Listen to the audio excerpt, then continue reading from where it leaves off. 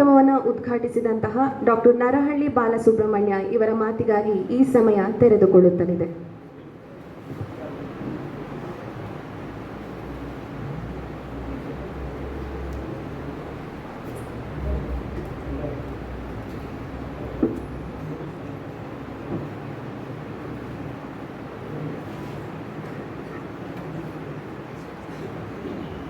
ಹಿರಿಯರೇ ಮತ್ತು ಸ್ನೇಹಿತರೆ, ಮೊದಲಿಗೆ ಹೇಳಬೇಕಾದ ಒಂದು ಸಂಗತಿ ಏನು ಅಂತಂದರೆ, ನಾನು ಈ ಕಾಲೇಜಿಗೆ ಬಂದಾಗ ಒಂದು ಹೊಸ ಪಡೆಯೊಂದನ್ನು ಇಲ್ಲಿ ನಾನು ಭೇಟಿಯಾದಾಗಾಯಿತು.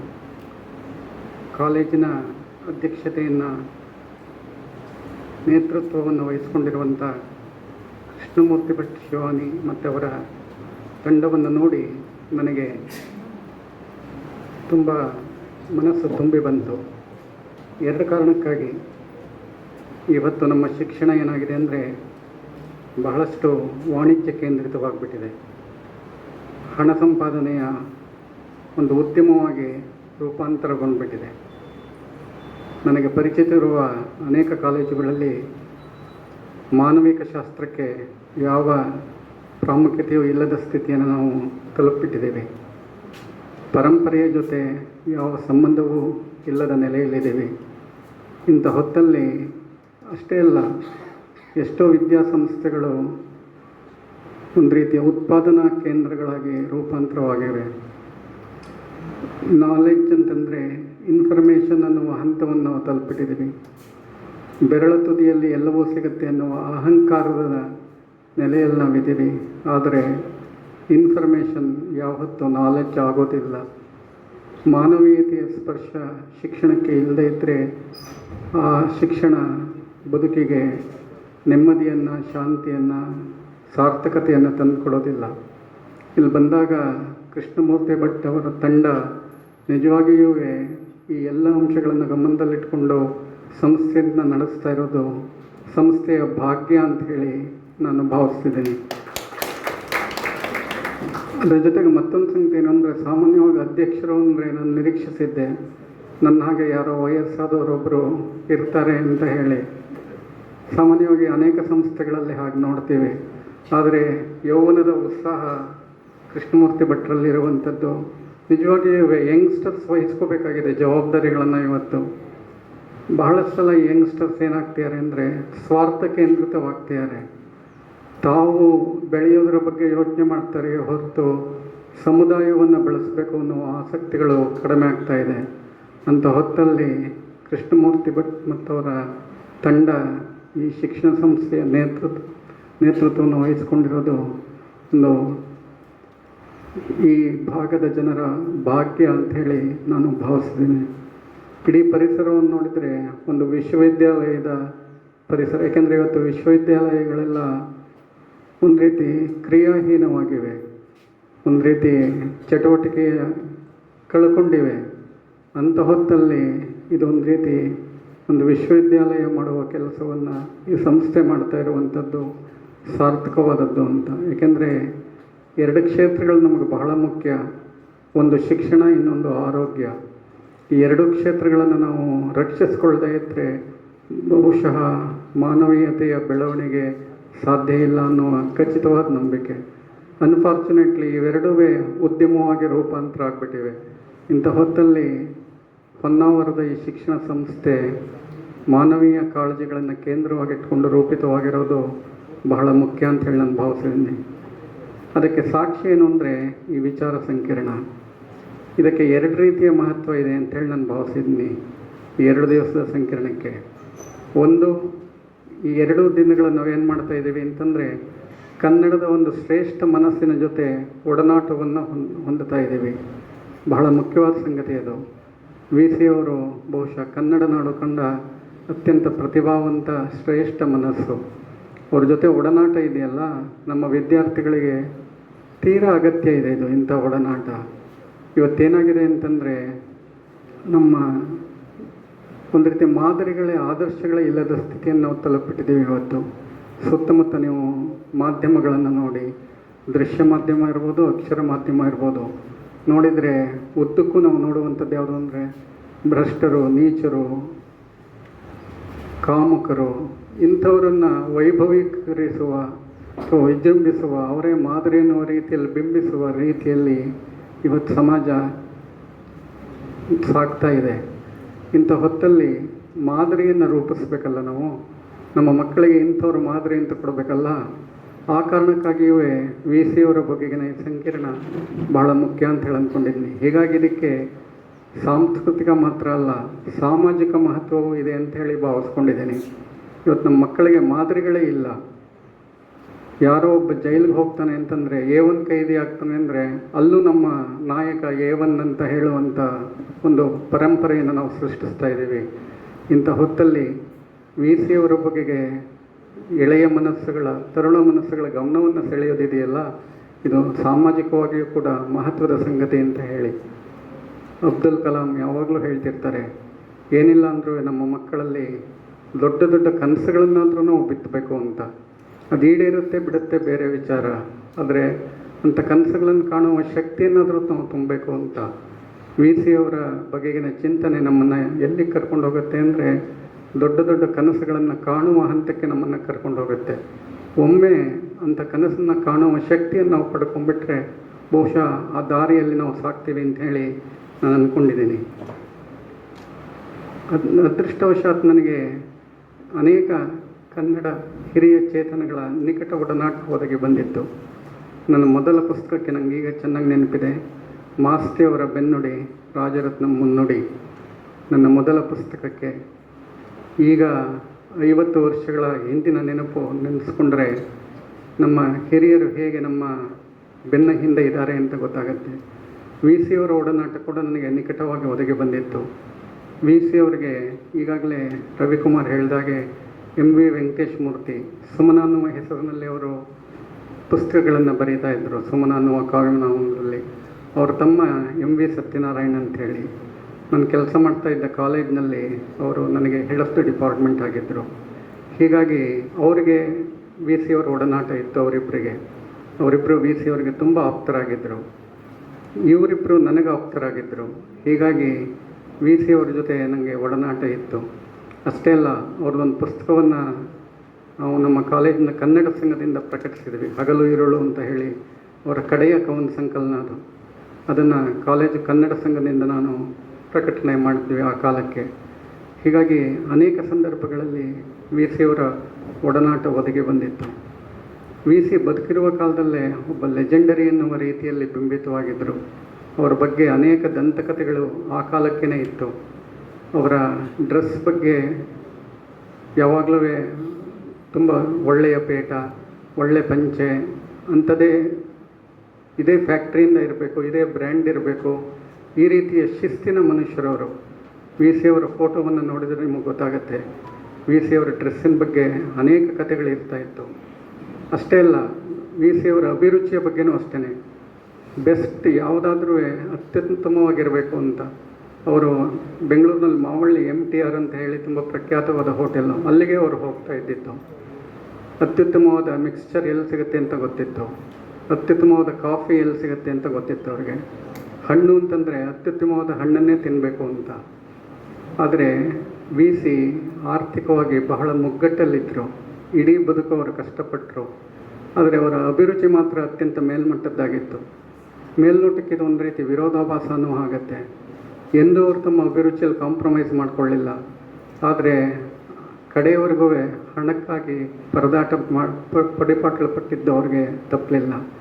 ಹಾಗೆಯೇ ಅವರ ಅರ್ಥಶಾಸ್ತ್ರದಲ್ಲಿ ಅವರು ಪದವಿಯನ್ನು ಪಡೆದಿದ್ದು, ಆದರೆ ಪಾಠ ಮಾಡಿದ್ದು ಕನ್ನಡ ಸಾಹಿತ್ಯ. ಆಗ ಮೈಸೂರು ಯೂನಿವರ್ಸಿಟಿಯಲ್ಲಿ BM ಶ್ರೀ ಅವರು ರಿಜಿಸ್ಟ್ರಾರ್ ಆಗಿದ್ದರು. ಆಗ ಕನ್ನಡ MA ಆರಂಭ ಆಯಿತು. ಪಾಠ ಮಾಡಲಿಕ್ಕೆ ಅಂತ ಹೇಳಿ ವಿ ಸಿ ಅವರನ್ನು ಕೇಳಿಕೊಂಡ್ರು. ಹಾಗೆ ನೋಡಿದರೆ ವಿ ಸಿ ಅವರಿಗೆ ಅಕಾಡೆಮಿಕ್ಕಾಗಿ ಅಧಿಕಾರ ಇರಲಿಲ್ಲ. ಅವರು ಕನ್ನಡ MA ಗ್ರ್ಯಾಜುಯೇಟ್ ಅಲ್ಲ ಅವರು. ಆದರೆ ಸಾಹಿತ್ಯದಲ್ಲಿ ಅವರು ಸಾಕಷ್ಟು ಕೆಲಸ ಮಾಡಿದ್ರಿಂದ BM ಶ್ರೀಕಂಠಯ್ಯನವರು ವೈಯಕ್ತಿಕ ಪ್ರಭಾವವನ್ನು ಬಳಸಿಕೊಂಡು ಅವರನ್ನು ಅಧ್ಯಾಪಕರನ್ನಾಗಿ ಮಾಡಿದರು. ಹಾಗೆ ನೋಡಿದರೆ ವಿ ಸಿ ಹಣ ಪ್ರಪಂಚ ಅನ್ನೋ ಒಂದು ಸೊಗಸಾದ ಪುಸ್ತಕ ಬರೆದಿದ್ದಾರೆ. ಈಗಾಗಲೇ ನನ್ನ ಸ್ನೇಹಿತರು ಪ್ರಸ್ತಾಪಿಸಿದಾಗೆ ಆ ಕಾಲಕ್ಕೆ ನೆಹರು ಕೂಡ ಆರ್ಥಿಕ ಸಲಹೆಗಳನ್ನು ವಿ ಸಿ ಅವರಿಂದ ಪಡಿತಾ ಇದ್ದರು. ಅವರು ಆರ್ಥಿಕ ಕ್ಷೇತ್ರದಲ್ಲೇ ಮುನ್ನಡೆದಿದ್ದರೆ ಬಹುಶಃ ನಾಡಿನ ಅಥವಾ ಅಂತಾರಾಷ್ಟ್ರೀಯ ಮಟ್ಟದ ಶ್ರೇಷ್ಠ ಆರ್ಥಿಕ ತಜ್ಞರಾಗ್ತಾಯಿದ್ರು. ಆದರೆ ಸಾಹಿತ್ಯಕ್ಕೆ ಬಂದರು. ಸಾಹಿತ್ಯದಲ್ಲಿ ಏನಾಯ್ತು ಅವ್ರಿಗೆ ಅಂತಂದರೆ, ಅವರನ್ನು ಬಹಳಷ್ಟು ಸಲ ಕನ್ನಡ ಅಕಾಡೆಮಿಕ್ ಪರಂಪರೆ ಇದೆಯಲ್ಲ, ಅದರ ನಿಯಮಾವಳಿಗಳಿಗೆ ಸಲುವಾಗಿ ಅವರು ಪ್ರಾಧ್ಯಾಪಕರು ಕೂಡ ಆಗೋಕ್ಕಾಗಲಿಲ್ಲ. ಯಾಕೆಂದರೆ ಅವ್ರಿಗೆ ಪದವಿ ಇಲ್ಲ, ಅರ್ಹತೆ ಇಲ್ಲ ಅಂತ ಹೇಳಿ.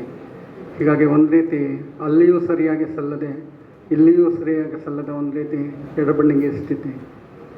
ವಿ ಸಿ ಅವರು ಪರಂಪರೆಯ ಬಗ್ಗೆ ಅಪಾರವಾದ ಶ್ರದ್ಧೆ ಇದ್ದಂಥವರು. ಈಗ ನಾವು ಹೇಳಿದ್ವಿ, ಎಮ್ಮ ಮನೆಯಂಗಳದೆ ಬೆಳೆದೊಂದು ಹೂವನ್ನು, ಒಂದು ರೀತಿ ಈ ಪರಂಪರೆಯ ಪ್ರತಿನಿಧಿಯಾಗಿ ನಾವು ಕಾಣಿಸ್ತಾರೆ. ಆದರೆ ಅವರ ಸಂಪೂರ್ಣವಾಗಿ ಆಧುನಿಕತೆಗೆ ಅವರ ಮನಸ್ಸು ತೆರೆದುಕೊಂಡಿತ್ತು. ಭಾಳ ಮುಖ್ಯವಾದ ಸಂಗತಿ ಅದು. ಎಷ್ಟರ ಮಟ್ಟಿಗೆ ಆಧುನಿಕತೆಗೆ ಅವರ ಮನಸ್ಸು ತೆರೆದುಕೊಂಡಿತ್ತು ಅಂತಂದರೆ, ಸೆಳೆ ಅಂತ ಅವ್ರದ್ದೊಂದು ಪದ್ಯ ಇದೆ. ಆ ಸೆಳೆ ಎನ್ನುವ ಪದ್ಯದಲ್ಲಿ ನಾವು ನವೋದಯ ಸಾಹಿತ್ಯವನ್ನು ನೋಡಿದರೆ ಹೆಣ್ಣನ್ನು ದಾಂಪತ್ಯದ ಚೌಕಟ್ಟಿನಲ್ಲಿಟ್ಟೇ ನಾವು ನೋಡಿದ್ದು. ಗಂಡ ಹೆಣ್ಣು ಅಂದರೆ ತಾಯಿಯಾಗಿ ನೋಡಿದ್ವಿ, ಅಕ್ಕನಾಗಿ ನೋಡಿದ್ವಿ, ಸಹೋದರಿಯಾಗಿ ನೋಡಿದ್ವಿ, ಅಥವಾ ಅತ್ತಿಗೆಯಾಗಿ ನೋಡಿದ್ವಿ, ಹೀಗೆ ಹೆಂಡತಿಯಾಗಿ ನೋಡಿದ್ವಿ. ಈ ಥರ ಹೆಣ್ಣನ್ನು ಸ್ವತಂತ್ರವಾಗಿ ನೋಡಿದ ಪರಿಕಲ್ಪನೆ ನವೋದಯ ಸಾಹಿತ್ಯದಲ್ಲಿ ಸಾಮಾನ್ಯವಾಗಿ ನಾವು ಕಾಣೋದಿಲ್ಲ. ಎಮ್ಮ ಮನೆಯಂಗಳದೆ ಬೆಳೆದೊಂದು ಹೂವನ್ನು ಕೂಡ ನಾವು ಒಬ್ಬ ಮಗಳನ್ನು ಗಂಡನ ಮನೆಗೆ ಕಳಿಸ್ಕೊಡುವ ಒಂದು ಸನ್ನಿವೇಶ. ಅಂಥ ಹೊತ್ತಲ್ಲಿ ವಿ ಸಿ ಸೆಳೆ ಎನ್ನುವ ಒಂದು ಪದ್ಯ ಬರೀತಾರೆ. ಆ ಪದ್ಯದ ವಸ್ತು ಬೆರಗು ಹುಟ್ಟಿಸುವಂಥದ್ದು, ಆಶ್ಚರ್ಯ ಹುಟ್ಟಿಸುವಂಥದ್ದು. ಗಂಡ ಬಿಟ್ಟ ಹೆಣ್ಣೊಬ್ಬಳು ಕುಟುಂಬಸ್ಥನನ್ನು, ಹೆಂಡತಿ ಮಕ್ಕಳು ಇರುವಂಥ ಒಬ್ಬ ವ್ಯಕ್ತಿಯನ್ನು ಪ್ರಣಯಕ್ಕೆ ಆಹ್ವಾನಿಸುವಂಥ ಕವನ ಅದು. ಆ ಕಾಲಕ್ಕೆ ಆಶ್ಚರ್ಯಕರವಾದ ಕವನ. ಅಷ್ಟರ ಮಟ್ಟಿಗೆ ಅವರು ಆಧುನಿಕವಾಗಿದ್ದರು. ನಾವೆಲ್ಲ ಜಗತ್ತನ್ನು ಮರೆಯೋಣ ಬಾ, ನಾನು ಗಂಡು ನೀನು ಹೆಣ್ಣು, ನಾನು ಹೆಣ್ಣು ನೀನು ಗಂಡು, ನಾವಿಬ್ಬರೂ ಸಂತೋಷವಾಗಿರೋಣ, ಉಳಿದಿದ್ದೆಲ್ಲ ಮರೆಯೋಣ, ಯಾರಿಗೂ ತೊಂದರೆ ಕೊಡದ ಹಾಗೆ ನಾವಿಬ್ಬರು ಸೇರೋದ್ರಲ್ಲಿ ತಪ್ಪೇನಿದೆ ಅಂತ ಒಂದು ಹೆಣ್ಣು ಕೇಳುವಂಥ ದಿಟ್ಟತನವನ್ನು ಆ ಕವಿತೆ ತೋರಿಸುತ್ತೆ. ಯಾಕೆ ಈ ಮಾತನ್ನು ಹೇಳ್ತಿದ್ದೀನಿ ಅಂತಂದರೆ, ವಿ ಸಿ ಆಧುನಿಕರು ಏನು ಮಾಡಿದರು, ಇವರು ಸಂಪ್ರದಾಯಸ್ಥರು ಅಂತ ಒಂದು ರೀತಿ ಅವರು ದೂರ ಇಟ್ಟರು. ಸಂಪ್ರದಾಯಸ್ಥರು ಏನು ಮಾಡಿದರು ಅಂದರೆ ವಿ ಸಿ ಆಧುನಿಕರು ಅಂತ ಅವ್ರನ್ನ ದೂರ ಇಟ್ಟರು. ಒಂದು ರೀತಿ ವೃತ್ತಿಯಲ್ಲಿರ್ಬೋದು, ಪ್ರವೃತ್ತಿಯಲ್ಲಿರ್ಬೋದು, ಒಂದು ರೀತಿ ಈ ರೀತಿ ವಿರೋಧಾಭಾಸಗಳನ್ನು ವಿ ಸಿ ಎದುರಿಸ್ಕೊಂಡು ಬಂದರು ಅನ್ನುವಂಥದ್ದು ತುಂಬ ಕುತೂಹಲಕರವಾದ ಸಂಗತಿ. ವಿ ಸಿ ಎಷ್ಟರ ಮಟ್ಟಿಗೆ ಅಂತಂದರೆ, ಇಡೀ ನವೋದಯ ಕಾವ್ಯ ವರ್ಡ್ಸ್ವರ್ತು, ಕೋಲ್ರಿಡ್ಜು ಅಂತ ಯೋಚನೆ ಮಾಡ್ತಿರುವಂಥ, ಶೆಲ್ಲಿ, ಕೀಟ್ಸ್ ಅಂತ ಯೋಚನೆ ಮಾಡ್ತಿರುವಂಥ ಸಂದರ್ಭದಲ್ಲಿ ಎಜ್ರಾ ಪೌಂಡ್ ಬಗ್ಗೆ, ಎಲಿಯಟ್ ಬಗ್ಗೆ, ಏಟ್ಸ್ ಬಗ್ಗೆ ವಿ ಸಿ ಯೋಚನೆ ಮಾಡ್ತಾಯಿದ್ರು. ಬಹುಶಃ ಕನ್ನಡ ಲೇಖಕರಲ್ಲಿ BBC ಕೇಳ್ತಿದ್ದವರು ಈ ವಿ ಸಿ ಒಬ್ಬರೇ ಎನ್ನುವ ಮಾತಿದೆ. ಇದೆಲ್ಲದಕ್ಕಿಂತ ಹೆಚ್ಚಾಗಿ ವಿ ಸಿ ಕನ್ನಡವನ್ನು ಇಂಗ್ಲೀಷ್ನಲ್ಲಿ ಪಾಠ ಮಾಡ್ತಿದ್ರು ಅಂತ ಒಂದು ದಂತಕತೆ ಇದೆ. ಏಕೆಂದರೆ ಅವರು ಇಂಗ್ಲೀಷ್ನಲ್ಲಿ ತುಂಬ ಒಳ್ಳೆಯ ಪ್ರಾಧ್ಯಾಪಕರಾಗಿದ್ದರು, ಸಾಕಷ್ಟು ತಿಳುವಳಿಕೆಯನ್ನು ಹೊಂದವರಿದ್ದರು. ಯಾಕೆ ಮಾತನ್ನೆಲ್ಲ ಹೇಳ್ತೀನಿ ಅಂತಂದರೆ, ವಿ ಸಿ ಅಂತ ವ್ಯಕ್ತಿ ಇದ್ದಾರಲ್ಲ, ಈ ಕಾಲೇಜಿನಲ್ಲಿ ಪ್ರಿನ್ಸಿಪಾಲ್ರಾಗಿದ್ದರು ಅನ್ನುವಂಥದ್ದು ನಿಜವಾಗಿಯೂ ಒಂದು ಐತಿಹಾಸಿಕವಾದ ಸಂಗತಿ ಅಂತ ಹೇಳಿ ನಾನು ಭಾವಿಸಿದ್ದೀನಿ. ಅಂಥವರ ಹೆಸರಿನಲ್ಲಿ ವಿಚಾರ ಸಂಕಿರಣವನ್ನು ನಡೆಸ್ತಾ ಇರೋದು. ಅಲ್ಲಿ ಹೊರಗಡೆ ನಾನು ಬಂದಾಗ ಬಯಲು ರಂಗಮಂದಿರ, ಅದಕ್ಕೆ NR ನಾಯಕ್ ಅವರ ಹೆಸರನ್ನು ಇಟ್ಟಿರೋದು. ಇವೆಲ್ಲವೂ ನಿಜವಾಗಿ ಆಡಳಿತ ಮಂಡಳಿಯ ಸಾಂಸ್ಕೃತಿಕ ಜವಾಬ್ದಾರಿಯನ್ನು, ಕಾಳಜಿಯನ್ನು ತೋರಿಸುತ್ತೆ. ಅಷ್ಟೇ ಅಲ್ಲ, ಈ ಸಂಸ್ಥೆಗೆ ನಾನು ಕೆಲಸ ಮಾಡಿದ ಒಂದು ಸಂಸ್ಥೆ ಬಗ್ಗೆ ಯಾವಾಗಲೂ ನನ್ನ ಪ್ರಿನ್ಸಿಪಾಲ್ ಹೇಳ್ತಾ ಇದ್ರು ನನಗೆ, ಇದು ಕಲ್ ಬಿಲ್ಡಿಂಗ್ ಅನ್ನೋದನ್ನು ಮರೆಯಬೇಡಿ, ನಾವು ನಮ್ಮ ಕೈಲಿ ಸೇವೆ ಮಾಡಿಸ್ಕೊಳ್ತಾರೆ, ಆಮೇಲೆ ಮರೆತು ಹೋಗ್ತಾರೆ, ಎಲ್ಲ ಸಂಸ್ಥೆಗಳು ಹಾಗೇನೆ ಅಂತ ಹೇಳಿ. ಆದರೆ ಈ ಸಂಸ್ಥೆ ಇಂಥ ಹಿರಿಯರನ್ನು ನೆನಪಿಸ್ಕೊಳ್ಳೋದಿತ್ತಲ್ಲ, ಇದು ಶ್ರೇಯೋಭಿವೃದ್ಧಿಗೆ ಕಾರಣ ಅಂಥೇಳಿ ನಾನು ಭಾವಿಸಿದ್ದೀನಿ.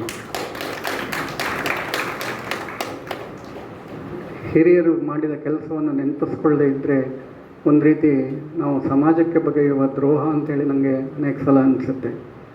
ಈ ಹೊತ್ತು 3 ಪ್ರಮುಖ ಘಟನೆಗಳಿಗೆ ನಾವು ಸಾಕ್ಷಿ ಆಗ್ತಾ ಇದ್ದೀವಿ. ಮೊದಲನೇದು ಯಾವುದು ಅಂತಂದರೆ, ಗ್ರಂಥಾಲಯಕ್ಕೆ ನಾವು ಬಂದ ತಕ್ಷಣ ಗ್ರಂಥಾಲಯಕ್ಕೆ ಹೋದ್ವಿ. ಅದಕ್ಕೆ ವಿ ಸಿ ಅವರ ಹೆಸರನ್ನು ಇಟ್ಟು ಇವತ್ತು ಒಂದು ಸಾರ್ಥಕವಾದ ಕೆಲಸವನ್ನು ಮಾಡಿದ್ದಾರೆ. ಒಬ್ಬ ಲೇಖಕನಿಗೆ ಸಲ್ಲಿಸಬಹುದಾದ ಬಹಳ ದೊಡ್ಡ ಗೌರವ ಅಂತ ಹೇಳಿ ನಾನು ಭಾವಿಸ್ತೀನಿ. ಯಾಕೆ ಅಂತಂದರೆ, ಯಾವುದೇ ಕಾಲೇಜಿನ ಆಸ್ತಿ ಗ್ರಂಥಾಲಯ ಅಂತ ಹೇಳಿ ನಾವು ಒಂದು ಕಾಲಕ್ಕೆ ಭಾವಿಸಿದ್ವಿ. ಆದರೆ ಈಗೇನಾಗಿದೆ ಅಂತಂದರೆ, ಯಾವುದೇ ಒಂದು ಕಾಲೇಜು ಅಂತಂದರೆ ಎಷ್ಟರ ಮಟ್ಟಿಗೆ ಆಧುನಿಕ ಸವಲತ್ತುಗಳಿವೆ ಅಂತ ಹೇಳಿ, ಬಿಲ್ಡಿಂಗ್ಗಳು, ಏರ್ ಕಂಡೀಷನ್ ರೂಮು ಇತ್ಯಾದಿ ಇತ್ಯಾದಿ. ಸೊ ಹಾಸ್ಟೆಲ್ ಫೆಸಿಲಿಟಿ, ಈ ಥರ ರೆಸಿಡೆನ್ಷಿಯಲ್ಲು ಎಲ್ಲ ರೀತಿಯ ಅನುಕೂಲಗಳಿರುತ್ತೆ. ಒಳ್ಳೆಯ ಅಧ್ಯಾಪಕರಿರೋದಿಲ್ಲ, ಒಳ್ಳೆ ಲೈಬ್ರರಿ ಇರೋದಿಲ್ಲ, ಒಳ್ಳೆ ಪುಸ್ತಕಗಳಿರೋದಿಲ್ಲ. ಇಲ್ಲಿ ಲೈಬ್ರರಿಯನ್ನು ನೋಡಿದಾಗ ನಿಜವಾಗಿಯೂ ನಂಗೆ ಸಂತೋಷ ಆಯಿತು. ಒಂದು ಟ್ರೆಡಿಷನ್ ಈ ಸಂಸ್ಥೆಗೆ ಇದೆ ಅಂತ ಹೇಳಿ. ನೀವು ಲೈಬ್ರರಿಗೆ VC ಅವರ ಹೆಸರಿಟ್ಟಿರೋದು ನಿಜವಾಗಿಯೂ ಸಾರ್ಥಕ ಅಂತ ಹೇಳಿ. ಏಕೆಂದರೆ ಲೈಬ್ರರಿಗೆ ಎಂಟ್ರಾಗುವ ಪ್ರತಿಯೊಬ್ಬ ಮಗುವಿಗೆ VC ಹೆಸರು ನೆನಪಾಗುತ್ತೆ ಅಂತಂದ್ರೆ ಅದರ ಮೂಲಕ ಅವರ ವ್ಯಕ್ತಿತ್ವದ ಒಂದು ಸಣ್ಣ ಸಂಚಲನ ಉಂಟಾಗುತ್ತೆ. ಎಲೇಟ್ ಯಾವಾಗಲೂ ಹೇಳ್ತಿರ್ತಾನೆ, ಯಾವುದು ಒಳ್ಳೆಯ ಪುಸ್ತಕ, ಯಾರು ಒಳ್ಳೆಯ ವ್ಯಕ್ತಿ ಅಂದರೆ ಯಾರ ಜೊತೆ ನಾವು ಕೆಲವು ನಿಮಿಷಗಳನ್ನು ಕಳಿತೀವೋ ಹಾಗೆ ಕಳೆದಾಗ ನಮಗೆ ಗೊತ್ತಿಲ್ಲದಾಗೇ ಏನೋ ಕಿಂಚಿತ್ ನಾವು ಅವರಿಂದ ಪಡೆದಿದ್ದೀವಿ ಅಂತ ಅನಿಸಿದರೆ ಅದು ಒಳ್ಳೆಯವರಂತೆ, ಆ ಪುಸ್ತಕ ಒಳ್ಳೆಯದು, ಅವರು ಒಳ್ಳೆಯವರಂತೆ. ಸುಮ್ಮನೆ ವೇಸ್ಟ್ ಆಯಿತು ನಮ್ಮ ಟೈಮು ಅಂತ ಅನಿಸಿದರೆ ಅದು ನಿರುಪಯುಕ್ತ ಅಂತ ಹೇಳಿ. VC ಅವರ ಹೆಸರನ್ನು ನೀವು ನೆನಪಿಸ್ಕೊಂಡ್ರೆ ಅವರ ಒಡನಾಟದಲ್ಲಿ, ಅಂದರೆ ಅವರ ಪುಸ್ತಕಗಳ ಒಡನಾಟದಲ್ಲಿ ಇರ್ತೀವಿ ಅಂತಂದ್ರೆ ಬಹಳ ಅದರ ಮೂಲಕ ಒಂದು ಪಾಸಿಟಿವ್ ಎನರ್ಜಿ ನಮ್ಮಲ್ಲಿ ಸಂಚಲನ ಉಂಟಾಗುತ್ತೆ ಅನ್ನೋದು ಬಹಳ ಮುಖ್ಯವಾದ ಸಂಗತಿ. ಯಾಕೆ ನಮ್ಮ ಮಕ್ಕಳು ಪುಸ್ತಕಗಳನ್ನು ಓದಬೇಕು ಅಂತ ನಾವು ಹೇಳ್ತೀವಿ ಅಂತಂದರೆ ಶ್ರೇಷ್ಠ ಮನಸ್ಸುಗಳ ಒಡನಾಟ ಅದರಿಂದ ಜಾಸ್ತಿ ಒಡನಾಟ ಸಾಧ್ಯ ಆಗುತ್ತೆ ಅಂತ ಹೇಳಿ. ನೀವು ಬೇಂದ್ರೆ ಓದಿದರೆ ಬೇಂದ್ರೆಯ ಒಡನಾಟ ಸಿಗುತ್ತೆ, ಕುವೆಂಪು ಓದಿದರೆ ಕುವೆಂಪು ಒಡನಾಟ, ಶೇಕ್ಸ್ಪಿಯರ್ನ ಓದಿದರೆ ಶೇಕ್ಸ್ಪಿಯರ್ನ ಒಡನಾಟ, ಟಾಲ್ಸ್ಟಾಯ್ ದಾಸ್ತೋವ್ಸ್ಕಿ ಓದಿದರೆ ಅವರ ಒಡನಾಟ ಸಾಧ್ಯ ಆಗುತ್ತೆ. ಇವತ್ತೇನಾಗಿದೆ ಅಂದರೆ ಓದಿನಿಂದಲೇ ನಾವು ವಂಚಿತರಾಗ್ಬಿಟ್ಟಿದ್ದೀವಿ. ಹಾಗೆ ನೋಡಿದರೆ ಲೈಬ್ರರಿಗೆ ಇಂಪಾರ್ಟೆನ್ಸ್ ಇಲ್ಲ. ನಾನು ಅಮೆರಿಕಕ್ಕೆ ಹೋಗಿದ್ದೆ. ಲೈಬ್ರರಿ ಅಂದರೆ ಹೇಗಿದೆ ಅಂತಂದರೆ 7-8 ಅಂತಸ್ತಿನ ದೊಡ್ಡ ಕಟ್ಟಡ ಇರುತ್ತೆ. ಒಂದು ಬ್ಲಾಕಲ್ಲಿ ಪೂರ್ತಿ ಮಕ್ಕಳಿಗಾಗಿಯೇ ಪುಸ್ತಕಗಳಿವೆ. ಅವರಿಗೆ ಅಲ್ಲಿ ತಿಂಡಿ ಊಟದ ವ್ಯವಸ್ಥೆ ಇರುತ್ತೆ, ಓದೋಕ್ಕೆ ಆಟದ ವ್ಯವಸ್ಥೆ ಇರುತ್ತೆ, ಓದಲಿಕ್ಕೆ ವ್ಯವಸ್ಥೆ ಇರುತ್ತೆ. ನಂಗೆ ಆಶ್ಚರ್ಯ ಅನಿಸುತ್ತೆ, ಮಕ್ಕಳಿಗಾಗಿಯೇ ಅಂದರೆ 6 ವರ್ಷದಿಂದ 12 ವರ್ಷದ ಮಕ್ಕಳಿಗೆ ಒಂದು ದೊಡ್ಡ ಬ್ಲಾಕು, ಸಾವಿರಾರು ಪುಸ್ತಕಗಳವರೆಗೂ ಓದೋಕ್ಕೆ. ನಮಗೆ ಮಕ್ಕಳಿಗೆ ಅಂತ ಎಲ್ಲ ಲೈಬ್ರರಿ ಇದೆ. ಅಲ್ಲಿಯ ಸ್ಕೂಲು ಕಾಲೇಜುಗಳಲ್ಲೂ ಓದೋದಕ್ಕೇ ಒಂದು ಕಾಂಪಿಟಿಷನನ್ನು ಇರ್ತಾರೆ. ವರ್ಷದಲ್ಲಿ ಯಾರು ಹೆಚ್ಚು ಪುಸ್ತಕಗಳನ್ನು ಓದ್ತಾರೋ ಅವರನ್ನು ಬೆಸ್ಟ್ ರೀಡರ್ ಅಂತ ಹೇಳಿ ಆನರ್ ಮಾಡ್ತಾರೆ. ಹಾಗೆ ಗುರುತಿಸುವ ಒಂದಿದೆ.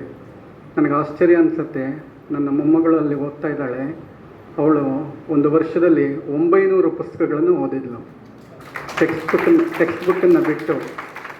ಇದು ಕಥೆಯಲ್ಲ ನಾನು ಹೇಳ್ತಾ ಇರೋದು, ಕಲ್ಪನೆ ಅಲ್ಲ, ಭ್ರಮೆ ಅಲ್ಲ, ನಾನು ಅಲ್ಲಿದ್ದು ನೋಡಿದಂಥದ್ದು. ಆ ಪುಸ್ತಕಗಳನ್ನು ಓದೋದು ಮಾತ್ರ ಅಲ್ಲ, ಅದರ ಜಿಸ್ಟನ್ನು ಅವಳು ಹೇಳಬೇಕು. ಅದು ಇಂಪಾರ್ಟೆಂಟ್. ಓದಿಯಾಳೋ ಇಲ್ಲವೋ ಅನ್ನೋದಕ್ಕೆ. ನಮ್ಮಲ್ಲಿ ಎಷ್ಟು ಮಕ್ಕಳಿಗೆ ನಾವು ಎಷ್ಟು ಪುಸ್ತಕ ಓದ್ತೀವಿ? ನಮ್ಮಲ್ಲೇ ಟೆಕ್ಸ್ಟ್ ಬುಕ್ಕನ್ನು ಬಿಟ್ಟು ಬೇರೆ ಎಷ್ಟು ಪುಸ್ತಕವನ್ನು ನಮ್ಮ ಮಕ್ಕಳು ಓದ್ತಾರೆ. ಆಶ್ಚರ್ಯ ಆಗುತ್ತೆ. ಓದುವ ಹವ್ಯಾಸವೇ ಭಾರತದಲ್ಲಿ ಇಲ್ಲ. ನಿಜವಾಗಿ ನಾವು ನಮ್ಮ ಮಕ್ಕಳಿಗೆ ಏನೆಲ್ಲ ತಗೊಡ್ತೀವಿ ಅದರ ಪುಸ್ತಕಗಳನ್ನ ಪ್ರೆಸೆಂಟ್ ಮಾಡ್ತೀವ? ಪ್ರಕಾಶಕರಿದ್ದಾರೆ, 1000 ಕನ್ನಡ ಪುಸ್ತಕಗಳನ್ನ ಹಾಕ್ಸಿದ್ರೆ ಎಷ್ಟು ವರ್ಷ ಬೇಕು ಮಾರಾಟ ಆಗಲಿಕ್ಕೆ? ಕನ್ನಡ ಅಧ್ಯಾಪಕರೇ ಒಂದೊಂದು ಪುಸ್ತಕ ತೊಗೊಳ್ತಾರೆ ಅಂತಂದರೆ ಒಂದು 5-6 ಸಾವಿರ ಪುಸ್ತಕ ಆದರೂ ಖರ್ಚಾಗಬೇಕು. ಆದರೆ ನಮ್ಮಲ್ಲಿ ಪುಸ್ತಕಗಳನ್ನು ಕೊಳ್ಳುವ, ಓದುವ ಪ್ರವೃತ್ತಿ ಕಿಂಚಿತ್ತೂ ಇಲ್ಲ ಅನ್ನುವಾಗ ನೀವೊಂದು ಲೈಬ್ರರಿಯನ್ನು ತುಂಬ ಅಚ್ಚುಕಟ್ಟಾಗಿ ನಿರ್ಮಾಣ ಮಾಡಿದ್ದೀರಿ. ತುಂಬ ಚೆನ್ನಾಗಿ ರೂಪುಗೊಂಡಿದೆ. ಒಂದು ಸಾರ್ಥಕವಾದ ಕೆಲಸವನ್ನು ಮಾಡಿದ್ದೀರಿ. ಇನ್ನೊಂದು ಸೆಮಿನಾರ್ ಇವತ್ತು 2 ದಿವಸ VC ಅವ್ರ ಜೊತೆಗಿನ ಒಡನಾಟ ಅಂತ. ನಾನು ಈಗಾಗಲೇ ಹೇಳಿದಾಗೆ ನಮ್ಮ ಕಾಲದ ದುರಂತ ಏನು ಅಂತಂದರೆ ಇದು ವಸಾಹತುಶಾಹಿಯಿಂದ ಬಂದಿದ್ದು. ವಸಾಹತುಶಾಹಿ ಏನು ಮಾಡ್ತು ಅಂತಂದರೆ ಬ್ರಿಟಿಷರು ನಮ್ಮನ್ನು ಕೇವಲ ರಾಜಕೀಯವಾಗಿ ಮಾತ್ರ ಆಳಲಿಲ್ಲ, ಸಾಂಸ್ಕೃತಿಕವಾಗಿಯೂ ನಮ್ಮ ಮೇಲೆ ಇವತ್ತು ಬಹಳ ಪ್ರಭಾವವನ್ನು ಬೀರ್ಬಿಟ್ರು. ವಸಾಹತುಶಾಹಿ ಏನು ಮಾಡ್ತು ಅಂದರೆ ಪರಂಪರೆ ಜೊತೆ ಸಂಬಂಧವನ್ನೇ ಕಡ್ದು ಹಾಕ್ಬಿಡ್ತು. ಬಹಳ ದೊಡ್ಡ ದುರಂತ ಇದು. ಕಳೆದ 50 ವರ್ಷಗಳಲ್ಲಿ ಆದ ಬೆಳವಣಿಗೆಯನ್ನು ನೋಡಿದರೆ ಪರಂಪರೆಯ ಬಗ್ಗೆ ನಮಗೆ ಒಂದು ರೀತಿಯ ಸಿನಿಕತನ, ಅಸಹನೆ ಇದೆ, ಶ್ರದ್ಧೆಯೇ ಇಲ್ಲ. ಸಂಪೂರ್ಣ ನಾಶ ಆಗೋಯಿತು ಪರಂಪರೆ ಜೊತೆ ಸಂಬಂಧ. ಅಂಥ ಹೊತ್ತಲ್ಲಿ ಪರಂಪರೆ ಜೊತೆ ಸಂಬಂಧ ಸೃಷ್ಟಿಸ್ಕೊಳ್ಳೋದಿದೆಯಲ್ಲ, ತೀರಾ ಅಗತ್ಯ ಇದು. ಈ ಸೆಮಿನಾರ್ ಏನು ಮಾಡ್ತಾ ಇದೆ ಅಂತಂದರೆ ಕನ್ನಡ ಪರಂಪರೆ ಜೊತೆ ಒಂದು ಸಂಬಂಧವನ್ನು ಸೃಷ್ಟಿಸಿಕೊಳ್ಳುವ ಪ್ರಯತ್ನವನ್ನು ಮಾಡ್ತಾ ಇದೆ. VC ಅವರ ಜೊತೆ ಹೊಸ ತಲೆಮಾರಿಗೂ VC ಅವ್ರಿಗೂ ಒಂದು ಸಂಬಂಧವನ್ನು ಕಲ್ಪಿಸುವ ಪ್ರಯತ್ನವನ್ನು ಮಾಡ್ತಾ ಇದೆ. ಇವತ್ತು ನಾವು ನಮ್ಮ ದೊಡ್ಡ ಚೇತನಗಳನ್ನು ಹಿರಿಯರಿಗೆ, ಅದಕ್ಕೇ ಅನ್ಡೌಟೆಡ್ಲಿ ಕಿರಿಯರು ಪ್ರತಿಭಾವಂತರು ಅನ್ನೋದರಲ್ಲಿ ಅನುಮಾನವೇ ಇಲ್ಲ. ನಮಗಿಂತ ಅವ್ರಿಗೆ IQ ಜಾಸ್ತಿ ಇದೆ. ಆದರೆ ಹಿರಿಯರ ಅನುಭವ ಜಗತ್ತಿದೆಯಲ್ಲ, ಅನುಭವ ಪ್ರಪಂಚ ಇದೆಯಲ್ಲ, ಅದರ ಸಾರವಾದರೂ ಕಿರಿಯರಿಗೆ ಸಿಗೋಕ್ಕೆ ಸಾಧ್ಯ ಆಗಬೇಕು. ಬಹಳ ಮುಖ್ಯ ಇದು. ಯೌವನದ ಉತ್ಸಾಹ, ಹಿರಿಯರ ವಿವೇಕ ಇವೆರಡು ಒಟ್ಟುಗೂಡೋಕ್ಕೆ ಸಾಧ್ಯ ಆಗಬೇಕು. ಎಷ್ಟೋ ಸಲ ಹಿರಿಯರು ವಿವೇಕಿಗಳಾಗೋ ವೇಳೆಗೆ ಉತ್ಸಾಹವನ್ನು ಕಳ್ಕೊಂಡ್ಬಿಡ್ತಾರೆ. ಉತ್ಸಾಹದಲ್ಲಿರೋರಿಗೆ ಅನೇಕ ಸಲ ವಿವೇಕ ಇರೋದಿಲ್ಲ. ಇವೆರಡು ಒಟ್ಟಿಗೆ ಸೇರೋಕ್ಕೆ ಸಾಧ್ಯ ಆಯಿತು ಅಂತಂದರೆ ಬಹುಶಃ ಅದು ನಮ್ಮ ಸಾಮಾಜಿಕ ಸಂದರ್ಭ ಬೇರೆದೇ ಆಯಾಮವನ್ನು ಪಡ್ಕೊಳ್ಳುತ್ತೆ ಅನ್ನೋದನ್ನ ಗಮನಿಸಬೇಕು. ಅದಕ್ಕೇ ನಾನು ಹೇಳಿದ್ದು, ಕೃಷ್ಣಮೂರ್ತಿ ಭಟ್ ಅಂತವ್ರಿಗೆ ಯೌವನದ ಉತ್ಸಾಹ ಇದೆ, ಹಾಗೆಯೇ ಹಿರಿಯರ ಮಾರ್ಗದರ್ಶನ ವಿವೇಕ ಇದೆ. ಬಹಳ ಇಂಪಾರ್ಟೆಂಟ್ ಇದು. ಅಂಥ ಒಂದು ರೀತಿಯನ್ನು ಈ ವಿಚಾರ ಸಂಕಿರಣದ ಆಶಯ ಎಷ್ಟು. VCA ನೆಪದಲ್ಲಿ ನಾವು ಏನು ಮಾಡ್ತಿದ್ದೀವಿ ಅಂದರೆ, ಶ್ರೇಷ್ಠ ಹಿರಿಯರ ಸಂಪರ್ಕವನ್ನು, ಒಡನಾಟವನ್ನು ಪಡ್ಕೊಳ್ಳೋಕೆ ಪ್ರಯತ್ನ ಪಡ್ತೀವಿ. ಕನ್ನಡಕ್ಕೆ ಬಹುದೊಡ್ಡ ಒಂದು ವಿವೇಕ ಪರಂಪರೆ ಇದೆ. ಇವತ್ತು ಆ ವಿವೇಕ ಪರಂಪರೆಯನ್ನು ನಾವು ನೆನಪಿಸ್ಕೊಳ್ತಾ ಇಲ್ಲ, ಓದ್ತಾ ಇಲ್ಲ, ಅದ್ರ ಜೊತೆ ಸಂಬಂಧವನ್ನು ಸೃಷ್ಟಿಸ್ಕೊಳ್ತಾ ಇಲ್ಲ. ಹೀಗಾಗಿ ನಮ್ಮ ಅನೇಕ ಸಮಸ್ಯೆಗಳು ಯಾಕೆ ಇಷ್ಟೊಂದು ಬಿಕ್ಕಟ್ಟಾಗಿವೆ, ಸಂಕೀರ್ಣವಾಗಿವೆ ಅಂತಂದರೆ, ಇಂಥ ಸಂದರ್ಭಗಳಲ್ಲಿ ಹಿರಿಯರು ಹೇಗೆ ಅಂಥ ಸಮಸ್ಯೆಗಳನ್ನು ಎದುರಿಸಿದರು, ಸವಾಲುಗಳನ್ನು ಅನ್ನೋದನ್ನು ನಾವು ಯೋಚನೆ ಮಾಡಿದರೆ ನಮ್ಮ ಅನೇಕ ಸಮಸ್ಯೆಗಳಿಗೆ ಪರಿಹಾರ ಸಿಕ್ಬಿಡುತ್ತೆ. ಇವತ್ತು ರಾಜಕೀಯ ಇಷ್ಟೆಲ್ಲ ಪ್ರಭಾವವನ್ನು ಬೀರ್ತಾ ಇದೆ, ಧರ್ಮ ಇಷ್ಟೆಲ್ಲ ಪ್ರಭಾವವನ್ನು ಬೀರ್ತಾ ಇದೆ. ಇವೆರಡರ ಜೊತೆ ನಾವು ಹೇಗೆ ಸಂಬಂಧ ಇಟ್ಕೋಬೇಕು? ಇವೆರಡನ್ನು ಬಿಟ್ಟಿರೋಕ್ಕೂ ಸಾಧ್ಯ ಇಲ್ಲ. ಜೊತೆಗಿರೋಣ ಅಂತಂದರೆ ನಾವು ಭ್ರಷ್ಟರಾಗ್ತೀವಿ, ನೀಚರಾಗ್ಬಿಡ್ತೀವಿ. ಸಂಬಂಧ ಹೇಗೆ ಇಟ್ಕೋಬೇಕು? ಪಂಪನನ್ನು ಓದಿದರೆ ನಮಗೆ ಉದಾಹರಣೆ ಸಿಗುತ್ತೆ. ಪಂಪ ರಾಜಕೀಯ ಜೊತೆ ಸಂಬಂಧವನ್ನು ಇಟ್ಕೊಳ್ತಾನೆ, ಅರಿಕೇಸರಿ ಜೊತೆ ಸಂಬಂಧವನ್ನು ಇಟ್ಕೊಳ್ತಾನೆ, ಆದರೆ ತನ್ನ ಸ್ವಾಯತ್ತ ಪ್ರಜ್ಞೆಯನ್ನು ಕಾಪಾಡಿಕೊಳ್ತಾನೆ. ಬಹಳ ಮುಖ್ಯ ಇದು. ತನ್ನ ಸ್ವಂತಿಕೆಯನ್ನು ಕಾಪಾಡಿಕೊಳ್ತಾನೆ. ನಾವು ಹೊರಗಡೆ ವ್ಯವಹರಿಸುವಾಗ ರಾಜಕಾರಣಿಗಳ ಜೊತೆ ವ್ಯವಹರಿಸಬೇಕು, ಅವರನ್ನು ಬಿಟ್ಟು ಬದುಕೋಕ್ಕಾಗೋದಿಲ್ಲ. ಆದರೆ ಅವರಿಗೆ ಅಧೀನರಾಗದ ಹಾಗೆ ನಾವು ನೋಡ್ಕೋಬೇಕು. ನಮ್ಮ ಪ್ರಜ್ಞೆ ಅಧೀನತೆಗೆ ಒಳಗಾಗಬಾರ್ದು, ಸ್ವಾಯತ್ತತೆಯನ್ನು ಕಾಪಾಡ್ಕೋಬೇಕು. ಬಹುಶಃ ಸಾಹಿತ್ಯ ನಮಗೆ ಕಲಿಸುವ ದೊಡ್ಡ ಪಾಠ ಏನು ಅಂತಂದರೆ, ಯಾರಿಗೂ ಅಧೀನವಾಗದ ಮನಸ್ಥಿತಿಯನ್ನು ನಾವು ಪಡ್ಕೊಳ್ಳೋದು, ಸ್ವಾಯತ್ತ ಪ್ರಜ್ಞೆಯನ್ನು ಕಾಪಾಡ್ಕೊಳ್ಳೋದು. ಇವತ್ತು ನಮ್ಮ ಲೇಖಕರು ಕೂಡ ಒಂದು ರೀತಿ ಸ್ವಾಯತ್ತ ಪ್ರಜ್ಞೆಯನ್ನು ಕಳ್ಕೊಂಡ್ಬಿಡ್ತಾರೆ ಅನ್ನುವಂಥದ್ದು ದುರಂತ. ನೋಡಿ, ಎಲ್ಲರೂ ವಿಧಾನಸೌಧದ ಸುತ್ತಮುತ್ತ ಸಂಭ್ರಮಿಸೋದೇ ಒಂದು ದೊಡ್ಡ ಸಂಗತಿ ಎನ್ನುವ ನೆಲೆ ನಾವು ತಲುಪಿಬಿಟ್ರೆ, ನಮ್ಮ ಹಿರಿಯ ಲೇಖಕರು ಎಂದೂ ಪದವಿಗಾಗಲಿ, ಪ್ರಶಸ್ತಿಗಾಗಲಿ, ಅಧಿಕಾರಕ್ಕಾಗಲಿ ಹಂಬಲಿಸಿದವರಲ್ಲ. VCಗೆ ಯಾವ ಅಧಿಕಾರ ಇತ್ತು, ಯಾವ ಪ್ರಶಸ್ತಿ ಇತ್ತು ಅಂದರೆ, ನನಗೆ ಈಗಲೂ ನೆನಪಿದೆ. ಕುವೆಂಪು ಅವರ ಮನೆಗೆ ಬಹುಶಃ ಅವ್ರು ಬದುಕಿದ್ದ ಕಾಲದಲ್ಲಿ ಎಲ್ಲ ಮುಖ್ಯಮಂತ್ರಿಗಳು ಅವ್ರ ಮನೆಗೆ ಹೋಗ್ತಾಯಿದ್ರು. ಆದರೆ ಇವತ್ತು ನಮ್ಮೆಲ್ಲ ಲೇಖಕರು ಮಂತ್ರಿಗಳ ಮನೆಯ ಸುತ್ತಮುತ್ತ ಓಡಾಡುವ ಸ್ಥಿತಿಯನ್ನು ನಾವು ತಲುಪಿಟ್ಟಿದ್ದೇವೆ. ಇದು ಬದುಕಿನ ದುರಂತ ಅಂತ ಹೇಳಿ. ಅಂದರೆ ಅದಕ್ಕೇ ಎಲ್ಲ ದೇಶದಲ್ಲೂ ಸಾಹಿತ್ಯಕ್ಕೆ, ಕಲೆಗೆ ಯಾಕೆ ಪ್ರಾಶಸ್ತ್ಯ ಇದೆ ಅಂತಂದರೆ, ಎಲ್ಲವನ್ನು ಪ್ರಶ್ನಿಸುವ ಮನೋಭಾವ ಅವ್ರಿಗಿರುತ್ತೆ ಅಂತ, ಎಲ್ಲವನ್ನು ಎದುರಿಸುವ ಮನೋಭಾವ ಇರುತ್ತೆ ಅವ್ರಿಗೆ ಅಂತ. ಅಧೀನರಾಗೋದಿಲ್ಲ, ಅವರು ಯಾವುದಕ್ಕೂ ಶರಣಾಗತರಾಗೋದಿಲ್ಲ ಅನ್ನುವ ಶಕ್ತಿ ಅವ್ರಿಗಿದೆ ಅಂತ. ಕಲೆಗಿರುವ, ಸಾಹಿತ್ಯಕ್ಕಿರುವ ದೊಡ್ಡ ಶಕ್ತಿ ಇದು. ಅದನ್ನು ನೆನಪಿಸುವ ರೀತಿಯಲ್ಲಿ ಈ ಸೆಮಿನಾರ್ ಇದೆ ಅನ್ನೋದು ಬಹಳ ಮುಖ್ಯವಾದ ಸಂಗತಿ. ಇನ್ನೊಂದು ಘಟನೆ ನಡೀಬೇಕಿತ್ತು, ನಡೆಯಲಿದೆ ಈಗ ಮುಂದೆ. 3 ಪುಸ್ತಕಗಳು ಬಿಡುಗಡೆ ಆಗಬೇಕಾಗಿದೆ. ಬಂದಿದೆಯಾ? ಬಿಡುಗಡೆ ಮಾಡಬೇಡ ಕೊಡಿ, ಯಾಕೆಂದ್ರೆ ಅದ್ರ ಬಗ್ಗೆ ಕೂಡ ನಾನು ಮಾತನಾಡಬೇಕು. ಈಗ 3 ಪುಸ್ತಕಗಳು ಬಿಡುಗಡೆ ಆಗಲಿಕ್ಕಿದೆ. ಮೊದಲನೇದಾಗಿ ಗತಿ ಚಿತ್ರ, ಇದನ್ನು ಡಾಕ್ಟರ್ ನರಹಳ್ಳಿ ಬಾಲಸುಬ್ರಹ್ಮಣ್ಯ ಅವರು ಬಿಡುಗಡೆ ಮಾಡಬೇಕು. ಹೊನ್ನಾವರ ಈ ಪುಸ್ತಕವನ್ನು ಕೃಷ್ಣಮೂರ್ತಿ ಭಟ್ ಶಿವಾನಿ ಅವರು ಬಿಡುಗಡೆ ಮಾಡಬೇಕು. ಜೀವಕಾರುಣ್ಯ ಪರಂಪರೆ ಮತ್ತು VC, ಇದನ್ನು VC ಅವರ ಮೊಮ್ಮಗ ಸುನಿಲ್ ಬಿಡುಗಡೆ ಮಾಡಬೇಕು ಅಂತೇಳಿ ವಿನಂತಿ ಮಾಡ್ತಿದ್ದೇವೆ. 3 ಪುಸ್ತಕಗಳು ಇದೀಗ ಲೋಕಾರ್ಪಣೆಗೊಳ್ತಾ ಇದೆ. ಶ್ರೀಯುತ ನಾಗರಾಜ ಹೆಗಡೆ ಅಪ್ಪಗಾಲ್ ಅವರು ಬಹಳ ವರ್ಷಗಳ ನಂತರ ಮತ್ತೊಂದು ಹೊತ್ತಿಗೆ ಜೊತೆ ಈ ದಿನ ನಮ್ಮ ಜೊತೆ ಮುಖಾಮುಖಿ ಆಗ್ತಾ ಇದ್ದಾರೆ. ಗತಿಚಿತ್ರ, ಜೀವದಾಯಿನಿ ಬರಹಗಳು. ವಿಶೇಷ ಅಂದರೆ ಈ ಪುಸ್ತಕವನ್ನು ಅವರು ನನ್ನ ಬದುಕು ರೂಪಿಸಿದ ಮತ್ತು ಜೀವನಕ್ಕೆ ಆಶ್ರಯವಾದ ಹೊನ್ನಾವರದ SDM ಕಾಲೇಜಿಗೆ ಅರ್ಪಣೆ ಮಾಡಿದ್ದಾರೆ. ಇದು VCಯ ಪರಂಪರೆಯನ್ನು ಮುಂದುವರಿಸುವಂತಹ ಒಂದು ನಿದರ್ಶನ ಅನ್ನುವುದಾಗಿ ನಾವು ಭಾವಿಸಿದ್ದೇವೆ. ವೇದಿಕೆಯಲ್ಲಿರುವ ಎಲ್ಲ ಗಣ್ಯರು ಕೂಡ ಸೇರಿ 3 ಪುಸ್ತಕಗಳನ್ನು, ಗತಿಚಿತ್ರ, ಹೊನ್ನಾವರ ಮತ್ತು ಜೀವಕಾರುಣ್ಯ ಪರಂಪರೆ ಮತ್ತು VC. ಹೊನ್ನಾವರ ಈ ಪುಸ್ತಕವನ್ನು ಡಾಕ್ಟರ್ ಸುರೇಶ್ ತಾಂಡೇಲ್ ಅವರು ರಚಿಸಿದ್ದಾರೆ. ಅವರು ಅನಾರೋಗ್ಯದ ನಿಮಿತ್ತ ಈ ದಿನ ವೇದಿಕೆಯಲ್ಲಿ ಹಾಜರಿಲ್ಲ. ಅವರು ತಮ್ಮ ಶುಭಾಶಯಗಳನ್ನು ಮತ್ತು ತನ್ನ ಅನುಪಸ್ಥಿತಿಯಲ್ಲಿ ಕೂಡ ಹೊನ್ನಾವರದ ಬಗ್ಗೆ ಒಂದು ಅತ್ಯುತ್ತಮವಾದ ಹೊತ್ತಿಗೆಯನ್ನು ರೂಪಿಸಿದ್ದಕ್ಕಾಗಿ ರವಿಕುಮಾರ್ ಅವರಿಗೆ ಕೃತಜ್ಞತಾ ಪತ್ರವನ್ನು ಕಳುಹಿಸಿಕೊಟ್ಟಿದ್ದಾರೆ. ಈ ಸಾಮಾನ್ಯವಾಗಿ ಈ ತರದ ಸೆಮಿನಾರ್ಗಳು ನಡೆದಂತ ಸಂದರ್ಭದಲ್ಲಿ ವರ್ಷಗಳ ತರುವಾಯ ಆ ಎಲ್ಲ ಸೆಮಿನಾರ್ ಪೇಪರ್ಗಳು ಪುಸ್ತಕ ರೂಪದಲ್ಲಿ ಹೊರಬರುತ್ತದೆ. ಆದರೆ ನಮ್ಮ ವಿಶೇಷ ಅಂತಂದ್ರೆ ಈ ದಿನ ಮಂಡನೆಯಾಗುವ ಎಲ್ಲ ಪೇಪರ್ಗಳು ಜೀವಕಾರುಣ್ಯ ಪರಂಪರೆ ಮತ್ತು ವಿಸಿ ಅನ್ನುವ ಹೆಸರಿನಲ್ಲಿ ಪುಸ್ತಕವಾಗಿ ಮುದ್ರಣಗೊಂಡು ನಮ್ಮ ಕೈ ಸೇರಿದೆ. ಇದಕ್ಕೆ ರವಿಕುಮಾರ್ ಅವರ ಇಂದ್ರಜಾಲ ಕೂಡ ಕಾರಣ. ಹಾಗಾಗಿ ಅವರಿಗೆ ಮತ್ತು ಎಲ್ಲ 3 ಲೇಖಕರಿಗೆ, ಬಿಡುಗಡೆಗೊಳಿಸಿದಂತಹ 3 ಗಣ್ಯರಿಗೆ ಧನ್ಯವಾದಗಳನ್ನು ಅರ್ಪಿಸಿ ಡಾಕ್ಟರ್ ನರಹಳ್ಳಿ ಬಾಲಸುಬ್ರಹ್ಮಣ್ಯ ಅವರು ತಮ್ಮ ಮಾತುಗಳನ್ನ ವಿಸ್ತರಿಸಬೇಕು ಅಂತೇಳಿ ಪ್ರಾರ್ಥಿಸ್ತಾ ಇದ್ದೇವೆ. ನಾನು ಯಾಕೆ ಮಾತಿನ ಮಧ್ಯೆನೇ ಈ ಕಾರ್ಯಕ್ರಮ ನಡೀಲಿ ಅಂತ ಅಪೇಕ್ಷಿಸಿದೆ ಅಂದರೆ, ಇನ್ಫಾರ್ಮಲ್ ಆಗಿರಲಿ ಅಂತ. ನಮ್ಮ ಸೆಮಿನಾರ್ಗಳೆಲ್ಲ ಏನಾಗಿವೆ ಅಂದರೆ ಒಂದು ರೀತಿ ಬೋರ್ ಆಗತ್ತೆ ರೀ. ಗಂಟೆಗಟ್ಟಲೆ ನಿಂತು ಇಲ್ಲಿ ಭಾಷಣ ಮಾಡ್ತಿರ್ತಾರೆ, ಕೇಳಿಸ್ಕೊಳ್ತಾ ಇರ್ತಾರೆ, ಕೇಳಿಸ್ಕೊಳ್ಳೋದಿಲ್ಲ. ಒಂದು ರೀತಿ ಡೈಲಾಗ್ ರೀತಿ ಇರೋಕ್ಕೆ ಸಾಧ್ಯ ಆಗಬೇಕು. ಒಂದು ರೀತಿಯ ಈ ಕಟು ನಿಯಮ ಇದೆಯಲ್ಲ, ಡಿಸಿಪ್ಲಿನ್ ಅನ್ನೋ ಹೆಸರಿನಲ್ಲಿ ಫ್ರೀಡಮನ್ನು ಕಳ್ಕೊಳ್ಳೋದಿದೆಯಲ್ಲ, ಎಂದು ಈ ಸ್ವಾತಂತ್ರ್ಯವನ್ನು ನಾವು ಕಳ್ಕೋಬಾರ್ದು. ಬಹುಶಃ ಬದುಕಿನ ಬಹಳ ದೊಡ್ಡ ಮೌಲ್ಯ ಯಾವುದಾದ್ರೂ ಇದ್ದರೆ ಸ್ವಾತಂತ್ರ್ಯ. ಆದರೆ ಸ್ವಾತಂತ್ರ್ಯ ಸ್ವಚ್ಛಂದತೆ ಅಲ್ಲ ಅನ್ನೋದನ್ನು ನಾವು ಗಮನದಲ್ಲಿ ಇಟ್ಕೊಂಡಿರಬೇಕು. ಸ್ವಾತಂತ್ರ್ಯದ ಬಗ್ಗೆ ಮಾತನಾಡುವಾಗ ಬಹಳ ಮುಖ್ಯವಾದದ್ದು. ಇಲ್ಲಿ 3 ಪುಸ್ತಕಗಳು ಬಿಡುಗಡೆ ಆಗ್ತಾ ಇವೆ. ಇದು ಕೂಡ ಮಹತ್ವದ್ದು ಅಂತ ಹೇಳಿ ನಾನು ಭಾವಿಸಿರೋದ್ರಿಂದ, ಯಾಕೆಂದರೆ ಈ 3 ಪುಸ್ತಕಗಳನ್ನು ನಾನು ಈ ಪ್ರಿಂಟ್ ಆಗೋಕ್ಕೆ ಮುಂಚೆನೇ ಗಮನಿಸಿದ್ದೀನಿ. ಆ ಕಾರಣಕ್ಕಾಗಿ ನಮ್ಮ ಅಭಿನವ ರವಿಯವರ ಪ್ರಾಬ್ಲಮ್ ಏನು ಅಂತಂದರೆ, ಯಾಕಿದು ಸ್ವಲ್ಪ ತಡ ಆಯಿತು ಅಂತಂದರೆ, ಈಗ ಪಾರ್ಸಲ್ ಪುಸ್ತಕಗಳು ಬಂತು. ನಾನು ಮಾತನಾಡೋಕ್ಕೆ ನಿಂತಾಗ ಕೂಡ ಪುಸ್ತಕಗಳು ಬಂದಿರಲಿಲ್ಲ, ಈಗ ಬಂತು. ಇದು ಮ್ಯಾಜಿಕ್ ಅಂತ ಹೇಳ್ತಾರೆ, ಮ್ಯಾಜಿಕ್ ಅಲ್ಲ ಇದು.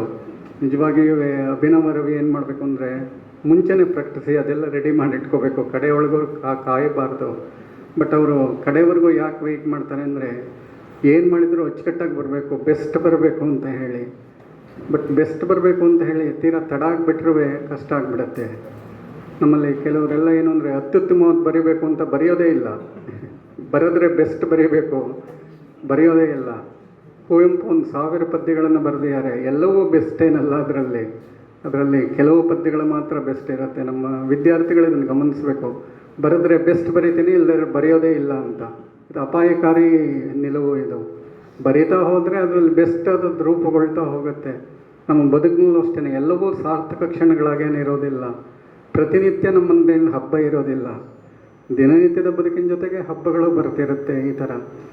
ಸೊ ನಾಗರಾಜ್ ಗಿಂಡೆ ಅಪಗಾಲ ಅವರ ಪುಸ್ತಕ ಗತಿಚಿತ್ರ ಎಷ್ಟು ಚೆನ್ನಾಗಿ ಬಂದಿದೆ ಪುಸ್ತಕ ನೋಡಿ. ನಿಜವಾಗಿಯೂ ಅಭಿನವದಿಂದ ಪುಸ್ತಕ ಬರುತ್ತೆ ಅಂತಂದರೆ 2 ಕಾರಣಕ್ಕಾಗಿ ನಮ್ಗೆ ಸಂತೋಷ ಆಗುತ್ತೆ. ಒಂದು, ತುಂಬ ಚೆನ್ನಾಗಿ ಬರುತ್ತೆ ಪ್ರೊಡಕ್ಷನ್ನು. ಇನ್ನೊಂದು, ಕ್ವಾಲಿಟಿ. ಯಾವಾಗಲೂ ಅವ್ರ ಗುಣಮಟ್ಟದಲ್ಲಿ ಕಾಂಪ್ರಮೈಸ್ ಮಾಡ್ಕೊಳ್ಳೋದಿಲ್ಲ. ಇವತ್ತು ಎಷ್ಟರ ಮಟ್ಟಿಗಿದೆ ಅಂತಂದರೆ, ಯಾರ್ದಾದ್ರೂ ಪುಸ್ತಕ ಅಭಿನವದಿಂದ ಬರುತ್ತೆ ಅಂತಂದರೆ ಅದನ್ನು ಗುರ್ಸೋ ಹಾಗಾಗ್ಬಿಟ್ಟಿದೆ. ಅದು ಬಹಳ ಮುಖ್ಯವಾದ ಪುಸ್ತಕ ಅಂತ ಕನ್ನಡ ಸಾಹಿತ್ಯ ವಲಯ ಗುರ್ಸೋದು. ಈ ರೀತಿಯ ಕ್ರೆಡಿಬಿಲಿಟಿಯನ್ನು ಒಂದು ಸಂಸ್ಥೆ ಕಾಪಾಡ್ಕೊಳ್ಳೋದಿರುತ್ತಲ್ಲ, ತುಂಬ ಅಪರೂಪ. ಒಂದು ಕಾಲೇಜಲ್ಲಿ ಓದ್ತೀವಿ ಅಂದಾಗ, ಇಂಥ ಕಾಲೇಜಲ್ಲಿ ಓದಿದ್ದು ಹೆಮ್ಮೆ ಅಂತ ಕರೆಯೋದಿದೆಯಲ್ಲ, ಆ ಕಾಲೇಜಿನ ಕ್ರೆಡಿಬಿಲಿಟಿ ಅದು. ನಾವೆಲ್ಲ ಸೆಂಟ್ರಲ್ ಕಾಲೇಜಿನ ಸ್ಟೂಡೆಂಟ್ಸು. ನಾನು ಆನರ್ಸ್ ಓದಿದ್ದು ಸೆಂಟ್ರಲ್ ಕಾಲೇಜಿನಲ್ಲಿ. ನಮಗೊಂದು ಅಹಂಕಾರ, ಜಂಬ ಇರ್ತಾಯಿತ್ತು, ನಾವೆಲ್ಲ ಸೆಂಟ್ರಲ್ ಕಾಲೇಜ್ ಸ್ಟೂಡೆಂಟ್ಸ್ ಅಂತ. ಯಾಕೆಂದರೆ ಸೆಂಟ್ರಲ್ ಕಾಲೇಜಿನಲ್ಲಿ ಓದಿದವರು ಯಾರು, ಪಾಠ ಮಾಡಿದವರು ಯಾರು ಅಂತ ನೆನಪಿಸ್ಕೊಂಡ್ರೆ ಆ ಪರಂಪರೆಗೆ ನಾವು ಸೇರ್ತೀವಿ ಅಂತ. ಮಹಾರಾಜಾಸ್ ಕಾಲೇಜಲ್ಲಿ ಓದಿದರೆ ಅದೊಂದು ಹೆಮ್ಮೆ ಅಂತ ಹೇಳಿ. ಅಲ್ಲಿ ಪಾಠ ಮಾಡಿದವರು ಯಾರು ಅಂದರೆ ಡಾಕ್ಟರ್ ರಾಧಾಕೃಷ್ಣನ್ ಪಾಠ ಮಾಡಿದರು, ಪ್ರೊಫೆಸರ್ ರಾಲವ್ ಪಾಠ ಮಾಡಿದರು, NS ಸುಬ್ರಾಯರು ಪಾಠ ಮಾಡಿದರು, ಕುವೆಂಪು ಪಾಠ ಮಾಡಿದರು. ಅವ್ರ ಸ್ಟೂಡೆಂಟ್ಸ್ ಅಂತ ಹೇಳ್ಕೊಳ್ಳೋದೇ ಒಂದು ಹೆಮ್ಮೆ, ಜಂಬ ಅಂತಿರುತ್ತೆ. ಸೊ ಹೀಗಾಗಿ ಅಭಿನವ ಕೂಡ ಒಂದು ರೀತಿಯಲ್ಲಿ ಪ್ರಕಾಶಕರ ನಡುವೆ ಒಂದು ರೀತಿ ಅಭಿನವದಿಂದ ಒಂದು ಪುಸ್ತಕ ಬರುತ್ತೆ ಅಂದರೆ ಒಂದು ಗೌರವ, ಒಂದು ಹೆಮ್ಮೆ ಎನ್ನುವ ರೀತಿಯಲ್ಲಿ ಅಭಿನವ ಪುಸ್ತಕವನ್ನು ಪ್ರಕಟಿಸ್ತಿದೆ. ಗತಿಚಿತ್ರ ನಾನು ಇಲ್ಲಿಯ ಲೇಖನಗಳನ್ನು ಓದಿದಾಗ ನನಗೆ ಅನಿಸಿದ ಒಂದು ಬಹಳ ಮುಖ್ಯವಾದ ಸಂಗತಿ ಏನು ಅಂತಂದರೆ, ಆಳವಾದ ಅಧ್ಯಯನ ಇದರ ಹಿಂದೆ ಇದೆ ಅಂತ ಹೇಳಿ. ಇವತ್ತು ನಾವು ಕಳ್ಕೊಳ್ತಾ ಇರೋದೇನು ಅಂದರೆ, ಅಧ್ಯಯನವನ್ನೇ ಕಳ್ಕೊಂಡ್ಬಿಡ್ತಾ ಇದ್ದೀವಿ. ಓದುವ ಸಂಸ್ಕೃತಿಯೇ ಮರೆಯಾಗ್ತಾ ಇದೆ. ಅಂಥದ್ರಲ್ಲಿ ಈ ಪುಸ್ತಕ ಆಳವಾದ ಅಧ್ಯಯನವನ್ನು ಒಳಗೊಂಡಿದೆ ಮತ್ತು ಮುಕ್ತವಾದ ಮನೋಭಾವ ಇದರಲ್ಲೊಂದಿದೆ ಅಂಥೇಳಿ ಬಹಳ ಮುಖ್ಯವಾದ ಸಂಗತಿ ಇದು. ಕುಮಾರವ್ಯಾಸನ ಬಗ್ಗೆ ಇದೆ, ಪುರಂದರದಾಸರ ಬಗ್ಗೆ ಇದೆ, ಆಧುನಿಕ ಸಂಗತಿಗಳ ಬಗ್ಗೆ ಇದೆ, VG ಭಟ್ರ ಬಗ್ಗೆ ಇದೆ. ಅಂದರೆ ಎಲ್ಲರನ್ನ ಒಳಗೊಳ್ಳುವ ಒಂದು ಪ್ರಯತ್ನ ಇದೆಯಲ್ಲ, ಯಾವುದೋ ಪಂಥಕ್ಕಾಗಲಿ, ಯಾವುದೋ ಗುಂಪಿಗಾಗಲಿ ಅಥವಾ ಯಾವುದೋ ಸಿದ್ಧಾಂತಕ್ಕಾಗಲಿ ಬಲಿಯಾಗದೆ ಮುಕ್ತವಾದ ಮನೋಭಾವದಿಂದ ಸಾಹಿತ್ಯವನ್ನು ಸ್ವೀಕರಿಸುವ ಮನೋಭಾವ ಇದೆಯಲ್ಲ, ಇವತ್ತು ತೀರಾ ಅಗತ್ಯ. ನಾವು ಎಷ್ಟೋ ಸಲ ಸಿದ್ಧಾಂತಗಳಿಗೆ ಕಟ್ಟುಬಿದ್ದು ಅನೇಕ ವಲಯಗಳನ್ನು ನಾವು ಕಳ್ಕೊಂಡ್ಬಿಡ್ತೀವಿ, ವಲಯದ ಅನುಭವವನ್ನು. ನಾನು KS ನರಸಿಂಹಸ್ವಾಮಿ ಅವ್ರ ಜೊತೆ ಮಾತನಾಡುವಾಗ ಬಹಳ ಮುಖ್ಯವಾದ ಒಂದು ಸಂಗತಿ ಅವರು ನಂಗೆ ಹೇಳಿದರು. ಏನಂತಂದರೆ, ಅವರು ಧರ್ಮಸ್ಥಳಕ್ಕೆ ಹೋಗಿದೆಯಾ ಅಂತಂದರು. ನಮ್ಮ ಯೌವಂತ ಕಾಲ, ಆಗ ದೇವಸ್ಥಾನ ಧರ್ಮ ಅಂತಂದ್ರೆ ನಾವೆಲ್ಲ ನಿರಾಕರಿಸ್ತಿದ್ದಂಥ ಕಾಲ. ಹೋಗಿಲ್ಲ ಅಂದೆ. ತಿರುಪತಿಗೆ ಹೋಗಿದೆಯಾ ಅಂತಂದರು. ಇನ್ನೊಂದು ಸ್ವಲ್ಪ ಜಂಬದಿಂದ ಇಲ್ಲ ಹೋಗಿಲ್ಲ ಅಂತಂದೆ. ಮಂತ್ರಾಲಯಕ್ಕೆ ಅಂದರು. ಇನ್ನೂ ಸ್ವಲ್ಪ ಜಾಸ್ತಿ ಗಟ್ಟಿ ದನಿಯಲ್ಲಿ ಇಲ್ಲ ಹೋಗಿಲ್ಲ ಅಂತ ಹೇಳಿ ಅವ್ರು ಹೇಳಿದರು, ಲಕ್ಷಾಂತರ ಜನ ಹೋಗ್ತಾರೆ ಅನ್ನುವಾಗ ಅಟ್ಲೀಸ್ಟ್ ಕುತೂಹಲಕ್ಕಾದರೂ ನೀನು ಹೋಗದಿದ್ರೆ ನೀನಿಂಥ ಲೇಖಕನಯ್ಯ ಅಂತ ಕೇಳಿದರು. ನಂಗೆ ಆಶ್ಚರ್ಯ ಅನ್ನಿಸ್ಬಿಡ್ತು. ನೀನು ದೇವರನ್ನು ನಂಬ್ತೀಯೋ ಬಿಡ್ತೀಯೋ ಅದು ಬೇರೆ ವಿಚಾರ, ಕುತೂಹಲಕ್ಕಾದ್ರೂ ತಿರುಪತಿಗೆ ಹೋಗಿ ಸಾವಿರಾರು ಜನ ತಲೆ ಬೋಳಿಸ್ಕೊಂಡ್ಬರ್ತಾರಂದರೆ ಯಾಕೆ ಹೋಗ್ತಾರೆ ಅನ್ನೋದು ನೋಡೋಕ್ಕಾದ್ರೂ ನೀನು ಹೋಗಬಾರ್ದ ಅಂತ. ಅಂದರೆ ದೊಡ್ಡ ಅನುಭವ ಜಗತ್ತೊಂದನ್ನು ನೀನು ಕಳ್ಕೊಂಡ್ಬಿಟ್ಟಿದೆಯಾ ಅಂತ ನಂಗೆ ನಿಜ ಅನ್ನಿಸ್ತು. ನಿಜವಾಗಿಯೂ ನಾವು ನಂಬೋದು ಬಿಡೋದು ಬೇರೆ ವಿಚಾರ, ಆದರೆ ಅಲ್ಲಿಗೆ ಹೋಗೋದೇ ಇಲ್ಲ ಅಂದರೆ ಆ ಅನುಭವವನ್ನೇ ನಾವು ಕಳ್ಕೊಂಡ್ಬಿಡ್ತೀವಲ್ಲ, ಅನುಭವ ಜಗತ್ತಿನಿಂದಲೇ ನಾವು ದೂರ ಆಗ್ತೀವಲ್ಲ. ಅದಕ್ಕೆ ನಾವು ಎಷ್ಟೋ ಸಲ ಇಷ್ಟ ಇಲ್ಲ ಅನ್ನೋದು ಬೇರೆ, ಶ್ರೇಷ್ಠವಾದದ್ದು ಬೇರೆ, ಇವೆರಡಕ್ಕೂ ವ್ಯತ್ಯಾಸ ಇದೆ. ಎಷ್ಟೋ ಸಲ ನಾವು ಇಷ್ಟಪಡೋದು ಬೇರೆ, ಶ್ರೇಷ್ಠವಾದದ್ದು ಬೇರೆ. ನಾವು ಇಷ್ಟಪಡೋದೆಲ್ಲ ಶ್ರೇಷ್ಠವಾಗಿರಬೇಕು ಅಂತಲ್ಲ, ಅಥವಾ ನಾವು ಶ್ರೇಷ್ಠವಾದದನ್ನೆಲ್ಲ ನಾವು ಇಷ್ಟಪಡ್ತೀವಿ ಅಂತಲ್ಲ. ಇವೆರಡರ ವ್ಯತ್ಯಾಸನೂ ಗೊತ್ತಿರಬೇಕಾಗತ್ತೆ. ಒಂದು ರೀತಿಯ ವಿವೇಕ ಈ ಪುಸ್ತಕದಲ್ಲಿದೆ. ಇದೆಲ್ಲದಕ್ಕಿಂತ ವಿಮರ್ಶೆಗೆ ಬೇಕಾದ ತಕ್ಕ ಭಾಷೆ ಇವ್ರಿಗಿದೆ, ಅದು ಬಹಳ ಮುಖ್ಯವಾದದ್ದು. ತುಂಬ ಪೆಡಸಾದ ಭಾಷೆ, ಅರ್ಥವಾಗದ ರೀತಿಯಲ್ಲಿ ವಿಮರ್ಶೆ ಬರೆದ್ರೆ ಏನು ಉಪಯೋಗ ಆಗೋದಿಲ್ಲ. ಶಿವರುದ್ರಪ್ಪನವ್ರು ಹೇಳ್ತಾಯಿದ್ರು, ಈ ಪದ್ಯ ಓದಿದ್ರೆ ನಂಗೆ ಅರ್ಥ ಆಗುತ್ತಪ್ಪ, ಅದ್ರ ಬಗ್ಗೆ ಬಂದಿರೋ ವಿಮರ್ಶೆ ಓದಿದ್ರೆ ಅದು ಅರ್ಥ ಆಗಲ್ಲ ನನಗೆ ಅಂತ. ಇದು ನಿಜವಾಗಿಯೂ ನನಗೆ ನಮ್ಮ ಮೇಷ್ಟ್ರು GSS ಅವ್ರು ಹೇಳಿದ ಮಾತು. ಎಷ್ಟೋ ಸಲ ವಿಮರ್ಶೆ ಹಾಗಿರುತ್ತೆ, ನಮಗೆ ಪದ್ಯ ಅರ್ಥ ಆಗ್ತಿರುತ್ತೆ, ಆ ಪದ್ಯದ ಬಗ್ಗೆ ಒಂದು ವಿಮರ್ಶೆ ಓದಿದರೆ ಅದು ಅರ್ಥ ಆಗೋದಿಲ್ಲ, ಏನು ಉಪಯೋಗ ಆಗೋದಿಲ್ಲ. ಅಂದರೆ ಅವರೇನು ಹೇಳ್ತಿರ್ತಾರೆ, ನಾವು ತುಂಬ ಮಹತ್ವದದನ್ನ ಹೇಳ್ತಿದ್ದೀವಿ, ಸಂಕೀರ್ಣವಾದದನ್ನ ಹೇಳ್ತಿದ್ದೀವಿ, ಅದರಿಂದ ಅರ್ಥ ಆಗಲ್ಲ ಅಂತ. ಖಂಡಿತ ಅಲ್ಲ. Brevity and simplicity is sign of weight. ಅತ್ಯಂತ ಸಂಕೀರ್ಣವಾದದ್ದನ್ನು ಸರಳವಾಗಿ ಸಮರ್ಥವಾಗಿ ಹೇಳೋಕ್ಕೆ ಸಾಧ್ಯ ಇದೆ. ಈಗ ರವಿಕುಮಾರ್ ಹೇಳ್ತಿದ್ರಲ್ಲ, ಧರ್ಮದ ಸಾರವನ್ನು ಎಷ್ಟು ಸರಳವಾಗಿ ನಮ್ಮ ವಚನಕಾರರು ಹೇಳ್ಬಿಟ್ಟಿದ್ದಾರೆ ಅಂತಂದರೆ, ದಯವಿಲ್ಲದ ಧರ್ಮವಾವುದಯ್ಯ, ದಯವಿಲ್ಲದ ಧರ್ಮವಾವುದಯ್ಯ. ಬಹುಶಃ ಜಗತ್ತಿನಲ್ಲಿ ಧರ್ಮದ ಸಾರವನ್ನು ಯಾವ ಭಾಷೆಯಲ್ಲೂ ಇಷ್ಟು ಸರಳವಾಗಿ, ಇಷ್ಟು ಪರಿಣಾಮಕಾರಿಯಾಗಿ ಹೇಳಿದ ನಿದರ್ಶನ ಮತ್ತೊಂದಿಲ್ಲ. ಇದು ನಾವು ನಂಬಬೇಕಾಗಿರೋ ಸಂಗತಿ. ಇದು ಎಷ್ಟು ಸರಳವಾಗಿ ಧರ್ಮದ ಸಾರವನ್ನು ಹೇಳಿದರೆ, ದಯವಿಲ್ಲದ ಧರ್ಮ ಆವುದಯ್ಯ, ಇದೇ ಧರ್ಮದ ಸಾರ. ಇದು ಅಂದರೆ ಅತ್ಯಂತ ಮಹತ್ವದ್ದನ್ನು ಸರಳವಾಗಿ ಹೇಳೋಕ್ಕೆ ಸಾಧ್ಯ ಅಂತ ಹೇಳಿ. ಸೊ ಹೀಗಾಗಿ ನಾಗರಾಜ್ ಹೆಗಡೆಯವರ ಪುಸ್ತಕ ಅನೇಕ ಕಾರಣಗಳಿಗಾಗಿ ನನಗೆ ಬಹಳ ಮುಖ್ಯ ಅಂತ ಅನಿಸುತ್ತೆ. ಆದರೆ ಈ ನಾಗರಾಜ್ ಹೆಗಡೆ ಅಂತವ್ರ ಅಪಾಯ ಏನು ಅಂತಂದರೆ, ಹೆಚ್ಚು ಬರೆಯೋದಿಲ್ಲ, ಸೋಮಾರಿಗಳು. ಅದರಿಂದ ಅದಕ್ಕೆ ನೆಪ ಹೇಳ್ತಿರ್ತಾರೆ, ನಂಗೆ ತುಂಬ ಕೆಲಸ ಸರ್, ಕಾಲೇಜಲ್ಲಿ ತುಂಬ ಕೆಲಸ ಸರ್. ಅದರಿಂದ ಮೊದಲೆಲ್ಲ ನೀವು ಓದ್ತಿದ್ದಾಗೆಲ್ಲ, ನೀವು ಕೆಲಸ ಮಾಡ್ತಿದ್ದಾಗಲೆಲ್ಲ ಇರಲ್ಲ ಸರ್, ಈಗ ಸೆಮಿಸ್ಟರ್ ಸ್ಕೀಮ್ ಬಂದುಬಿಟ್ಟಿದೆ, ಹಾಗಿದೆ ಹೀಗಿದೆ ಅಂತ ಕತೆ ಹೇಳ್ತಾರೆ. Don't give reasons, accept the fact. Kuvempu vice chancellor ಆಗಿದ್ರು, ಅವ್ರಿಗೇನು ಕೆಲಸ ಇರಲಿಲ್ವಾ? ಅವ್ರೇನು ಇರ್ರೆಸ್ಪಾನ್ಸಿಬಲ್ ಬರೀಲಿಲ್ವಾ? ಕಾರಂತರು ಎಷ್ಟು ಬರೆದ್ರು, ಅವ್ರು ಬರೆದಿರುವಷ್ಟು ನಾವು ಓದೋಕ್ಕಾಗೋದಿಲ್ಲ ಇವತ್ತು, ಅಷ್ಟು ಬರೆದಿದ್ದಾರೆ. ಅಂದರೆ ಕಾರಣಗಳು ಮುಖ್ಯ ಅಲ್ಲ, ಬರೆಯೋದು ಮುಖ್ಯ. ನನ್ನ ಅಪೇಕ್ಷೆ ಏನು ಅಂತಂದರೆ, ನಾಗರಾಜ್ ಹೆಗಡೆ ಮತ್ತಷ್ಟು ಬರೆಯೋಕ್ಕಾಗಲಿ. ಬರೆಯೋದು ನಿಮ್ಮ ಸಂತೋಷಕ್ಕೆ ಹೌದು ಅನ್ನೋದಾದ್ರೂ ಕನ್ನಡಕ್ಕೆ ಅದರಿಂದ ಉಪಯೋಗ ಆಗುತ್ತೆ ಅಂತ ಬಹಳ ಇಂಪಾರ್ಟೆಂಟು. ಕೆರೆಮನೆ ಶಿವಾನಂದ ಹೆಗ್ಡೆಯವರು ಇದ್ದಾರೆ, ಅವ್ರು ಯಕ್ಷಗಾನ ಮಾಡೋದು ಅವ್ರ ಸಂತೋಷಕ್ಕಿರ್ಬೋದು, ಬಟ್ ಯಕ್ಷಗಾನ ಪರಂಪರೆಯನ್ನು ಮುಂದುವರಿಸ್ತಾರಲ್ಲ, ಅದು ಬಹಳ ಮುಖ್ಯ. ಸಮರ್ಥವಾಗಿ ಮುಂದುವರಿಸೋರು ಇಲ್ಲದಿದ್ದರೆ ಏನಾಗಬೇಕು? ಮುಂದಿನ ಪರಂಪರೆಗೆ ನಾವೇನು, ಹೇಗೆ ಬಳಗಾರರು ನಮ್ಮ ಅತ್ಯುತ್ತಮ ಕಥೆಗಾರರಲ್ಲಿ ಒಬ್ಬರು, ಅವರ ಪರಂಪರೆ ಒಂದು ಮುಂದುವರಿಬೇಕಲ್ಲ, ಬಳಗಾರರ ಪರಂಪರೆ. ಉತ್ತರ ಕನ್ನಡ ಹಾಗೆ ನೋಡೋಕೋದ್ರೆ ಎರಡು ವಿಚಾರದಲ್ಲಿ ತುಂಬ ಶ್ರೀಮಂತ ಜಿಲ್ಲೆ ಇದು. ಒಂದು ಕಲೆ ಮತ್ತು ಸಾಹಿತ್ಯದಲ್ಲಿ, ಇನ್ನೊಂದು ಪ್ರಕೃತಿಯಲ್ಲಿ. ನಿಜವಾಗಿಯೂ ನಾನು ನೋಡ್ತೀನಿ, ಉತ್ತರ ಕನ್ನಡಕ್ಕೆ ಬಂದರೆ ನಾನು ನಿಜವಾಗಿ ಬೇರೆ ಬೇರೆ ದೇಶಗಳಿಗೆಲ್ಲ ನಾನು ಹೋಗಿ ಬಂದಿದ್ದೀನಿ. ಆದರೆ ಉತ್ತರ ಕನ್ನಡದ ಚೆಲುವು ಸೌಂದರ್ಯ ಇದೆಯಲ್ಲ, ಸ್ವಿಟ್ಜರ್ಲೆಂಡ್ಗಿಂತ ಚೆನ್ನಾಗಿದೆ ರೀ ನೀನು. ಇದು ನೀವು ಇಲ್ಲಿದ್ದು ಹೊಗಳ್ತೀನಿ ಅಂತಲ್ಲ, ನನಗೆ ಜಗತ್ತಿನ ಬೇರೆ ಬೇರೆ ದೇಶ ನೋಡಿದ ಮೇಲೆ ಕರ್ನಾಟಕನೇ ನಾನು ಸರಿಯಾಗಿ ನೋಡಿಲ್ಲ, ಜಗತ್ತನ್ನು ನೋಡ್ತಾ ಇದ್ದೀನಿ ಅನ್ನೋ ಭಾವ ನನಗೆ ಮೂಡ್ತು ನಿಜವಾಗಿಯೂ. ನಮ್ಮ ದುರಂತ ಅಷ್ಟೇ, ಇದು ಏನು ಮಾಡಲಿಕ್ಕಾಗೋದಿಲ್ಲ. ಯಾಕೆ ಈ ಮಾತನ್ನು ಹೇಳಿದೆ ಅಂತಂದರೆ, ಅದನ್ನು ನಿರೂಪಿಸುವ ಒಂದು ಗ್ರಂಥ ಹೊನ್ನಾವರ. ಎಷ್ಟೋ ಜನಕ್ಕೆ ನಿಮಗೆ ಈ ಹೊನ್ನಾವರ ಅನ್ನೋ ಪುಸ್ತಕವನ್ನು ಓದಿದರೆ, ನನಗೆ ಈ ಪುಸ್ತಕವನ್ನು ನೋಡಿದಾಗ ಆಶ್ಚರ್ಯ ಅನ್ನಿಸ್ತು. ಹೊನ್ನಾವರದ ಬಗ್ಗೆ ಏನೆಲ್ಲ ಮಾಹಿತಿಗಳಿವೆ ಅಂತಂದರೆ, ಇದು ಬೇರೆಯವರಿಗೆ ಕುತೂಹಲ ಹುಟ್ಟಿಸೋದಿರಲಿ, ಹೊನ್ನಾವರದವ್ರಿಗೇ ಕುತೂಹಲ ಹುಟ್ಟಿಸುತ್ತೆ ಈ ಪುಸ್ತಕ. ನಮ್ಮ ಊರು ಹೀಗೆಲ್ಲ ಇದೆಯಾ ಅಂತ ಹೇಳಿ ಸಮಗ್ರ ಮಾಹಿತಿಯನ್ನು ಇದು ಕಟ್ಟಿಕೊಡುತ್ತೆ ನಮಗೆ. ನಿಜವಾಗಿಯೂ ಸುರೇಶ್ ತಾಂಡೆಲ ಇದ್ದಾರಲ್ಲ, ಸಾರ್ಥಕವಾದ ಕೆಲಸವನ್ನು ಮಾಡಿದ್ದಾರೆ. ಇದರ ಹಿಂದಿನ ಪ್ರೇರಣೆ ನಾನು ಹೇಳ್ತಾ ಇದ್ರು ಅಭಿನವ ರವಿಕುಮಾರ್ ಅಂತ. ಬಹುಶಃ ಪ್ರತಿಯೊಂದು ನಗರದ ಬಗ್ಗೆ, ಜಿಲ್ಲೆ ಬಗ್ಗೆ, ಹಳ್ಳಿಯ ಬಗ್ಗೆ ಈ ಥರ ಪುಸ್ತಕಗಳು ಬಂದ್ಬಿಡ್ತು ಅಂತಂದರೆ ಹೊಸದೊಂದು ಚರಿತ್ರೆಯನ್ನು ನಾವು ಸೃಷ್ಟಿ ಮಾಡ್ತೀವಿ. ಬಹಳ ಇಂಪಾರ್ಟೆಂಟು. ಇದುವರೆಗೆ ನಮ್ಮ ಚರಿತ್ರೆ ಏನು ಅಂದರೆ ರಾಜ ಮಹಾರಾಜರ ಚರಿತ್ರೆ ಇದೆ, ಆದರೆ ಅದಲ್ಲ. ಶೆಟ್ಟರ್ ಅದನ್ನು ಬಹಳಷ್ಟು ಸರಿ ಹೇಳ್ತಿರ್ತಾರೆ, ನಮ್ಮ ಚರಿತ್ರೆಯ ಪರಿಕಲ್ಪನೆಯೇ ವೆಸ್ಟಿಂದ ಬಂದಿರೋದು ಅಂತ, ಭಾರತೀಯದ ಅಲ್ಲ ಅಂತ. ಆ ವೆಸ್ಟಿನ ಪರಿಕಲ್ಪನೆಯನ್ನೇ ಇವತ್ತು ನಾವು ಅನುಸರಿಸ್ತಾ ಇದ್ದೀವಿ. ನಮ್ಮ ಹಿಸ್ಟೋರಿಯನ್ಸ್ ಎಲ್ಲ ವೆಸ್ಟಿನ ಪರಿಕಲ್ಪನೆಯೇ ಇಟ್ಕೊಂಡಿದ್ದಾರೆ. ನಿಜವಾಗಿ ಭಾರತೀಯ ಪರಿಕಲ್ಪನೆಯ ರೀತಿಯೇ ಬೇರೆ. ಜನಪದರಲ್ಲಿ, ಮೌಖಿಕ ಪರಂಪರೆಯಲ್ಲಿ ನಮ್ಮ ಚರಿತ್ರೆ ಇರುವಂಥದ್ದು. ಅಲ್ಲಿ ನಾವು ಚರಿತ್ರೆಯನ್ನು ಗುರುತಿಸಬೇಕಾಗಿದೆ. ಎಷ್ಟು ಮಾಹಿತಿ ಸಿಗುತ್ತೆ ಅಂದರೆ ಹೊನ್ನಾವರದ ಬಗ್ಗೆ ನನಗೆ ಆಶ್ಚರ್ಯ ಅನ್ನಿಸ್ತು. ಅದು ಚಾರಿತ್ರಿಕವಾಗಿರ್ಬೋದು, ಪೌರಾಣಿಕವಾಗಿರ್ಬೋದು, ಭೌಗೋಳಿಕವಾಗಿರ್ಬೋದು, ಆರ್ಥಿಕವಾಗಿರ್ಬೋದು, ಶೈಕ್ಷಣಿಕವಾಗಿರ್ಬೋದು, ಎಲ್ಲ ಮಾಹಿತಿಯೂ ಸಿಗುತ್ತೆ. ಎಷ್ಟು ಸ್ಕೂಲ್ಗಳಿವೆ ಅಂತ ಗೊತ್ತಾಗತ್ತೆ, ಇಲ್ಲಿ ಎಷ್ಟು ಜನ ರೈತರಿದ್ದಾರೆ ಅಂತ ಗೊತ್ತಾಗುತ್ತೆ, ಎಷ್ಟು ಜನ ಕೆಲಸಗಾರರಿದ್ದಾರೆ ಅಂತ ಗೊತ್ತಾಗುತ್ತೆ, ಎಲ್ಲಿ ಎಷ್ಟು ಆರ್ಥಿಕ, ಎಷ್ಟು ತಲಾದಾಯ ಎಷ್ಟಿದೆ ಅಂದರೆ ಸರ್ಕಾರ ಇದನ್ನು ಗಮನಿಸ್ಬೇಕು. ನಿಜವಾಗಿಯೂ ನಮ್ಮ ಈ ಉತ್ತರ ಕನ್ನಡದ DC ತಹಸೀಲ್ದಾರ್ಗಳು ಈ ಪುಸ್ತಕವನ್ನು ಓದಬೇಕು. ದುರಂತ ಏನಂದರೆ ಇವ್ರು ಯಾರೂ ಓದೋದಿಲ್ಲ. ಇದನ್ನು ಓದಿದರೆ ಅಟ್ಲೀಸ್ಟ್ ನಾಲೆಡ್ಜ್ ಇಂಪ್ರೂವ್ ಆಗುತ್ತೆ. ಯಾವ ರೀತಿ ಬೆಳವಣಿಗೆ ಮಾಡ್ಬೋದು, ಯಾವ ಕ್ಷೇತ್ರದಲ್ಲಿ ನಾವು ಹಿಂದುಳಿದಿದ್ದೀವಿ ಇತ್ಯಾದಿ ಮಾಹಿತಿಗಳು ಸಿಗುತ್ತೆ. ಒಂದು ರೀತಿ ಇದು ಅಪೂರ್ವವಾದ ಮಾಹಿತಿ. ಅಥವಾ ಒಂದು ಮಾತಲ್ಲಿ ಹೇಳೋದಾದರೆ, ನಮ್ಮ ಚರಿತ್ರೆಯನ್ನು ಹೊಸ ರೀತಿಯಲ್ಲಿ ಬರೀಲಿಕ್ಕೆ ಇದು ಅವಕಾಶವನ್ನು ಮಾಡಿಕೊಡುತ್ತೆ ಅಂತ ಹೇಳಿ, ಆ ಕಾರಣಕ್ಕಾಗಿ ಬಹಳ ಮುಖ್ಯ ಅಂತ ಹೇಳಿ ಇದು ನನಗೆ ಅನಿಸಿದೆ. ಇಂಥ ಪುಸ್ತಕಗಳು ಬೇಕು ನಮಗೆ. ಬರೀ ಕತೆ, ಕವನ, ಕಾದಂಬರಿ ಇದನ್ನೇ ಸಾಹಿತ್ಯ ಅಂದ್ಕೊಂಡಿದ್ದೀವಿ, ಅಲ್ಲ. ನಿಜವಾದ ಸಾಹಿತ್ಯ ನಾವು ಇಂಥ ಪುಸ್ತಕಗಳು ಕಾಣ್ತೀವಿ ಅನ್ನೋದು ಇಂಪಾರ್ಟೆಂಟು.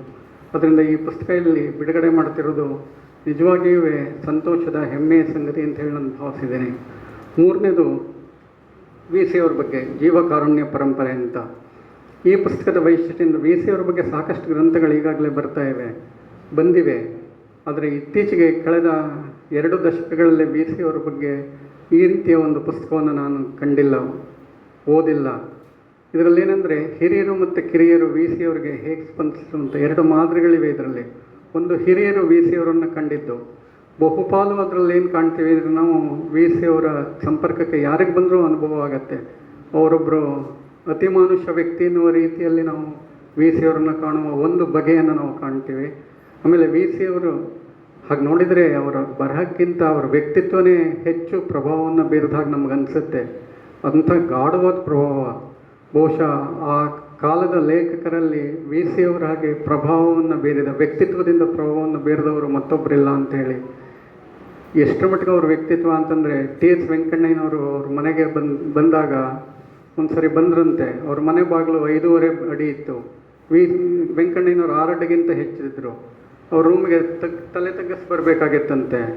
ನೆಕ್ಸ್ಟ್ ಟೈಮ್ ಬರೋ ವೇಳೆಗೆ ತಮ್ಮ ಮನೆ ಬಾಗಿಲನ್ನು ಅಂದರೆ ವಾಸ್ತು ಇದನ್ನು 7 ಅಡಿಗೆ ಮಾಡಿಸಿದ್ರಂತೆ VC. ನನ್ನ ರೂಮಿಗೆ ಬರುವಾಗ ಅವ್ರು ತಲೆ ತಗ್ಗಿಸಿ ಬರಬಾರ್ದು ಅಂತ. ಇಂಥ ವಿನಯವಂತ VCಯನ್ನು ನಾವು ಎಲ್ಲಾದರೂ ಜಗತ್ತಲ್ಲಿ ಕಾಣೋಕ್ಕೆ ಸಾಧ್ಯನೇ ಅಂದರೆ. VC ಅವ್ರದ್ದೊಂದು ಪುಸ್ತಕ ಇದೆ, ಸತ್ಯ ಮತ್ತು ಮೌಲ್ಯ ಅಂತ. ನಿಜವಾಗಿಯೂ ಇವೆರಡಕ್ಕೂ ಒಂದು ರೀತಿ ಮನುಷ್ಯ ರೂಪದಲ್ಲಿದ್ದವರು VC. ಕೆಲವು ಮೌಲ್ಯಗಳನ್ನು ಅವರು ಬದುಕಿ ತೋರಿಸಿದರು. ಎಂಥ ಕರುಣಾಮಯಿ ಅಂದರೆ, ಅವ್ರ ಮನೇಲಿ ಒಂದು ಸರಿ ಒಂದು ಮರ ಇತ್ತು, ಅದನ್ನು ಕಟ್ ಮಾಡಬೇಕಾಗತ್ತೆ. ಇಲ್ಲಪ್ಪ ಅದಕ್ಕೆ ಎಷ್ಟು ನೋವಾಗುತ್ತೆ, ಅದನ್ನು ನೋಡೋಕ್ಕಾಗಲ್ಲ ಅಂಥೇಳಿ ಅವರು ಅವತ್ತು ಮನೇಲೇ ಇರಲಿಲ್ವಂತೆ. ಕಟ್ ಮಾಡೋವರೆಗೂ ಬೇರೆ ಊರಿಗೆ ಹೋಗಿದ್ದು ಮತ್ತು ಆಮೇಲೆ ಬಂದ್ರಂತೆ. ಅಷ್ಟೇ ಅಲ್ಲ, VC ಅವರ ಕಡೆಯ ಹಂತದಲ್ಲಿ ಅವರ ಶ್ರೀಮತಿಯವರಿಗೆ ಮಾನಸಿಕವಾಗಿ ಅಷ್ಟು ಸಮತೋಲನ ಸ್ಥಿತಿ ಇರಲಿಲ್ಲ. ಡಾಕ್ಟ್ರ್ ಹೇಳ್ತಾರೆ ವಾಕ್ ಮಾಡಿಸ್ಬೇಕು ಅವರನ್ನು ಅಂತ. ದಾರಿಯಲ್ಲಿ ಕರ್ಕೊಂಡು ಹೋಗೋ ಅವ್ರು ಹೇಗೇಗೋ ಆಡ್ತಿರ್ತಾರೆ, ಇವ್ರು ಕೈ ಹಿಡಿದು VC ಕರ್ಕೊಂಡು ಹೋಗ್ತಿರ್ತಾರೆ. ವಯಸ್ಸಾದ VC ವಯಸ್ಸಾದ ಹೆಂಡತಿಯನ್ನು ಕರ್ಕೊಂಡು ಹೋಗ್ತಿರ್ತಾರೆ. ಅಲ್ಲಿ ಕೆಲವು ಹುಡುಗರು ಕೀಟ್ಲೆ ಮಾಡ್ತಿರ್ತಾರೆ, ನೋಡು ಹೇಗೆ ಏನು ಅಂಥೇಳಿ ಒಂಥರ ತಮಾಷೆ ಮಾಡ್ತಿರ್ತಾರೆ. ಅವ್ರ ಮಕ್ಕಳಿಗೆಲ್ಲ ಸ್ವಲ್ಪ ಮುಜುಗರ ಆಗತ್ತಂತೆ. ಅವ್ರು ಹೇಳ್ತಾರಂತೆ, ಹೊರಗೆ ಹಾಗೆಲ್ಲ ಕೈ ಹಿಡಿದು ಕರ್ಕೊಂಡೋಗಿ ವಾಕ್ ಕರ್ಕೊಂಡು ಹೋಗೋದು ಬೇಡ, ನಿನ್ನ ಕಾಂಪೌಂಡ್ ಒಳಗಡೆ ಮಾತ್ರ ನೀನು ವಾಕ್ ಮಾಡಿಸು ಹಾಗೆ ಅಂತ ಹೇಳಿ. ಆಗ ವಿ ಸಿ ಹೇಳ್ತಾರಂತೆ, ನೋಡಪ್ಪ, ಮದುವೆಯಲ್ಲಿ 100 ಜನರ ಕೈ ಹಿಡಿದೆ, ಆಗ ನಂಗೆ ಸಂಕೋಚ ಆಗಲಿಲ್ಲ, ಈಗ ಕೈ ಹಿಡಿಯೋಕ್ಕೆ ಯಾಕೆ ಸಂಕೋಚ ಆಗಬೇಕು. ಇದು ವಿ ಸಿ ಅಂದರೆ ವಿ ಸಿಯಿಂದ ಕಲಿಯೋದು ಎಷ್ಟಿದೆ ಅನ್ನೋದನ್ನು ನಾವು ಇಂಥ ಅನೇಕ ಪ್ರಸಂಗಗಳನ್ನು ಜಿ ಯು ಭಟ್ರಿಯರೇ ಅವರು ವಿ ಸಿ ಅವ್ರ ಬಗ್ಗೆ ಇದ್ರ ಬಗ್ಗೆ ಎಲ್ಲ ಅಧಿಕೃತವಾಗಿ ಮಾತನಾಡ್ತಾರೆ. ನನಗೇನಂದರೆ ಈ ಪುಸ್ತಕದ ವಿಶೇಷ ಹೊಸ ತಲೆಮಾರು ವಿ ಸಿ ಅವ್ರನ್ನ ಹೇಗೆ ನೋಡುತ್ತೆ ಅಂತ. ನನ್ನಂಥವ್ರು ವಿ ಸಿ ಅವ್ರನ್ನ ಹೇಗೆ ನೋಡ್ತೀವಿ ಅನ್ನೋದು ಬಹಳ ಇಂಪಾರ್ಟೆಂಟು. ನನ್ನಂಥವ್ರಿಗೆ ವಿ ಸಿ ಗೊತ್ತಾಗೋದು ಯಾವುದರಿಂದ ಅಂತಂದ್ರೆ ಅವ್ರ ಪುಸ್ತಕಗಳ ಮೂಲಕ. ಹೊಸತಾಗಿ ಕಲಾ ಭಾಗವತಿಗೆ ವಿ ಸಿ ಹೇಗೆ ಕಾಣ್ತಾರೆ, ವಿ ಸಿ ಅವರು ನೋಡಿದ್ರೋ ಇಲ್ಲೋ ನಂಗೆ ನೆನಪಿಲ್ಲ. ನೋಡಿದ್ರೆ ಕಲಾ ವಿ ಸಿ ಅವರು ನೋಡೇ ಇಲ್ಲ. ಅವರು ಹೇಗೆ ವಿ ಸಿ ಅವರನ್ನು ಗ್ರಹಿಸ್ತಾರೆ ಅವ್ರ ಬರವಣಿಗೆ ಮೂಲಕ. ಇಂಥ ಲೇಖನಗಳು ಇದರಲ್ಲಿವೆ. ಹೀಗಾರಣಕ್ಕಾಗಿ ಬಹಳ ಮುಖ್ಯವಾದ ಲೇಖನ. ಮತ್ತು ಇದರಲ್ಲಿ ಇವತ್ತು ಮಾತನಾಡ್ತಿರೋರ ಲೇಖನಗಳು ಮಾತ್ರ ಅಲ್ಲ, ಬೇರೆ ಲೇಖನಗಳನ್ನು ಸೇರಿಸಿ ತಂದಿದ್ದಾರೆ. ನಮ್ಮ GSS ಈ ಕೆಲಸವನ್ನು ಮಾಡ್ತಾಯಿದ್ರು. ಒಂದು ಸೆಮಿನಾರ್ ನಡೆಯುತ್ತೆ ಅಂದರೆ ಅದು ವೇಸ್ಟ್ ಆಗಬಾರ್ದು ಅಂತ ಹೇಳಿ ಇಷ್ಟೆಲ್ಲ ಕಷ್ಟಪಟ್ಟು ಸೆಮಿನಾರ್ ಮಾಡಿರ್ತಾರೆ. ಬಟ್ 2 ದಿವಸ ಆದಮೇಲೆ ಮರ್ತೋಗ್ಬಿಡುತ್ತೆ. ಅದರದ್ದು ಪುಸ್ತಕ ರೂಪದಲ್ಲಿ ಬಂದರೆ ಉಳಿಯುತ್ತದು. ಅದಕ್ಕೆ GSS ಏನು ಮಾಡ್ತಿದ್ರು ಅಂತಂದರೆ, ಸೆಮಿನಾರ್ ಮಾಡಿ ಅದನ್ನು ಪುಸ್ತಕ ರೂಪದಲ್ಲಿ ಪ್ರಕಟಿಸ್ತಾಯಿದ್ರು. 1 ಅವರ್ದ ಈ ಕಾಲೇಜು ಈ ಪರಂಪರೆಯನ್ನು ಮುಂದುವರಿಸಬೇಕು. ಏನು ಸೆಮಿನಾರ್ ಮಾಡಿದ್ರೂ ಅದು ಪುಸ್ತಕ ರೂಪದಲ್ಲಿ ಬರೋ ಹಾಗೆ ನೋಡ್ಕೋಬೇಕು. ಅವಾಗೇನಾಗುತ್ತೆ ಅಂದರೆ ಉಳಿಯುತ್ತೆ, ದಾಖಲೆಯಾಗಿ ಉಳಿಯುತ್ತೆ. ಇಲ್ಲದೇ ಇದ್ದರೆ ಇಷ್ಟೆಲ್ಲ ಕಷ್ಟಪಟ್ಟು ಮಾಡಿರ್ತೀವಿ, ಹೊರಟೋಗ್ಬಿಡುತ್ತೆ ಅವೆಲ್ಲ. ಅದು ಒಳ್ಳೆಯದು ಕೆಟ್ಟದ್ದು ಬೇರೆ ವಿಚಾರ. ಇದನ್ನೇನು ಹೇಳೋದು, ಚರಿತ್ರೆಯನ್ನು ಸೃಷ್ಟಿಸೋದು ಹೇಗೆ ಅಂತಂದರೆ ಹೀಗೆ. ವಿ ಸಿ ಅವರು ಇಲ್ಲಿದ್ದಾಗ ಹೇಗಿತ್ತು ಏನು ಅನ್ನೋದನ್ನು ಕಥೆಯ ರೂಪದಲ್ಲಿ ನಾವು ಕೇಳ್ತಾ ಇದ್ದೀವಿ. ಬಟ್ ಅದು ದಾಖಲೆಯಾಗಿ ಉಳ್ಕೊಂಡ್ಬಿಟ್ರೆ ಮುಂದಿನ ತಲೆಮಾರಿಗೆ ನಾವು ಬಿಟ್ಟು ಹೋಗೋದು ನಮ್ಮ ಪುಸ್ತಕಗಳೇ ಹೊರತು ಬೇರೆದಲ್ಲ. ಸೊ ಹೀಗಾಗಿ ಈ ಪುಸ್ತಕ ಆ ಕಾರಣಕ್ಕಾಗಿ ಬಹಳ ಮುಖ್ಯ ಅಂತ ಹೇಳಿ ಭಾವಿಸಿದ್ದೀನಿ. ಸ್ನೇಹಿತರೆ, ಪ್ರಶಾಂತ್ ನೋಡ್ತಾ ಇದ್ದಾರೆ ನಮಗೆ, ನೀವು ಹೆಚ್ಚು ಸಮಯ ತಗೊಳ್ತಾ ಇದ್ದೀರಿ ಅಂತ. ಬಟ್ ನಮ್ಮಂಥವ್ರಿಗೆ ಸಮಯದ ಮಿತಿ ಇರಬಾರ್ದು. ಯಾಕೆಂದರೆ 400 ಕಿಲೋಮೀಟ್ರು ಜರ್ನಿ ಮಾಡ್ಕೊಂಡು ಬಂದಿದೆ ಅಂದರೆ ಈ ವಯಸ್ಸಿನಲ್ಲಿ 40 ನಿಮಿಷನೂ ಮಾತಾಡೋಕ್ಕೆ ನೀವು ಅವಕಾಶ ಕೊಡದೇ ಇದ್ದರೆ ಇದು ಅನ್ಯಾಯ ರೀ ನಮಗೆ ಮಾಡೋದು. ಆದ್ದರಿಂದ ಆ ಸ್ವಾತಂತ್ರ್ಯವನ್ನು ನಾನು ತೊಗೊಂಡಿದ್ದೀನಿ. ನಿಜವಾಗಿಯೂ ನನಗೆ ಇವತ್ತು ಸಾರ್ಥಕ ಅನಿಸಿದೆ. ನನ್ನ ಬದುಕಿನ ಸಾರ್ಥಕ ದಿನಗಳಲ್ಲಿ ಇದು ಒಂದು. ಅನಿರೀಕ್ಷಿತ ಅಂತಂದರೆ ನನಗೆ ಈ ಕ್ಷಣದವರೆಗೂ ಗೊತ್ತಿರಲಿಲ್ಲ ವಿ ಸಿ ಸಂಪದ ನನ್ನನ್ನು ಹೀಗೆ ನನ್ನ ಶ್ರೀಮತಿಯನ್ನು ಗೌರವಿಸುತ್ತೆ ಅಂತ ಹೇಳಿ. ಇದು ಕೂಡ ಕಾಣದ ವಿ ಸಿ ಅವರು ಮಾಡಿದ ಆಶೀರ್ವಾದ ಅಂತ ನಾನು ಭಾವಿಸ್ಕೊಂಡು, ಮತ್ತು ಸುನಿಲ್ನ ಕೂಡ ನಾನು ನೋಡಿರಲಿಲ್ಲ ಇದುವರೆಗೆ, ಇವತ್ತೇ ನಾನು ನೋಡ್ತಾ ಇರೋದು. ಹೊಸ ತಲೆಮಾರು ಹೀಗೆ ಆಸಕ್ತಿ ಬಂದಿದ್ದಾರಲ್ಲ, ನಿಜವಾಗಿಯೂ ನನಗೆ ಸಂತೋಷ. ಇದು ಅಜ್ಜನ ಬಗೆಗಿನ ಈ ಪ್ರೀತಿ ಇದೆಯಲ್ಲ, ಇದು ಕಾರ್ಯರೂಪಕ್ಕೆ ಬರಲಿ. ವಿ ಸಿ ಅವರ ಹೆಸರನ್ನು ಉಳಿಸುವ ಕೆಲಸವನ್ನು ನೀವು ಮಾಡಿ ಅಂತ ಹೇಳಿ ನಿಮ್ಮಲ್ಲಿ ಮನವಿಯನ್ನು ಮಾಡಿಕೊಳ್ತಾ, ಇದು ಮನವಿಯದು. ಏಕೆಂದರೆ ವಿ ಸಿ ಅವರು ಒಂದು ಆದರ್ಶ, ಒಂದು ಮಾದರಿ. ಅವರ ಪರಂಪರೆ ಮುಂದುವರಿಯೋಕ್ಕೆ ಸಾಧ್ಯ ಆಗಬೇಕು ಅಂತ ಹೇಳಿ ನನ್ನ ಮಾತನ್ನು ಮುಗಿಸ್ತೀನಿ. ನಮಸ್ಕಾರ. ಹೃದಯಾಂತರಾಳದಿ ಮಾತನಾಡಿದಿರಿ ನೀವು, ಅರಿತಿರುವಿರೆಂಬ ನಾಡಿ ಮಿಡಿತ. ಅಕ್ಷರಕ್ಷರ ಕೂಡ ನಾಟಿತೆಮ್ಮೆದೆಯನ್ನು ಮರೆತು ಹೋಗುವುದಿಲ್ಲ, ಇದು ಖಂಡಿತ. ಶ್ರೀಯುತರೆ, ನಿಮ್ಮ ಮಾತು ನಮ್ಮ ಮನವನ್ನು ತಾಕಿದೆ. ನಿಮಗೆ ನಮ್ಮ ಮೇಲಿರುವಂತಹ ಈ ರೀತಿಯ ಪ್ರೀತಿ ವಿಶ್ವಾಸಕ್ಕೆ ನಾವೆಲ್ಲರೂ ಚಿರಋಣಿ. ನಿಮ್ಮ ಆಶೀರ್ವಾದ ಇದೇ ರೀತಿ ನಮ್ಮೆಲ್ಲರ ಮೇಲಿರಲಿ ಅಂತ ಬೇಡ್ಕೊಳ್ತಾ ಶ್ರೀಯುತ ನರಹಳ್ಳಿ ಬಾಲಸುಬ್ರಹ್ಮಣ್ಯ ಅವರಿಗೆ ಅನಂತ ಧನ್ಯವಾದಗಳು.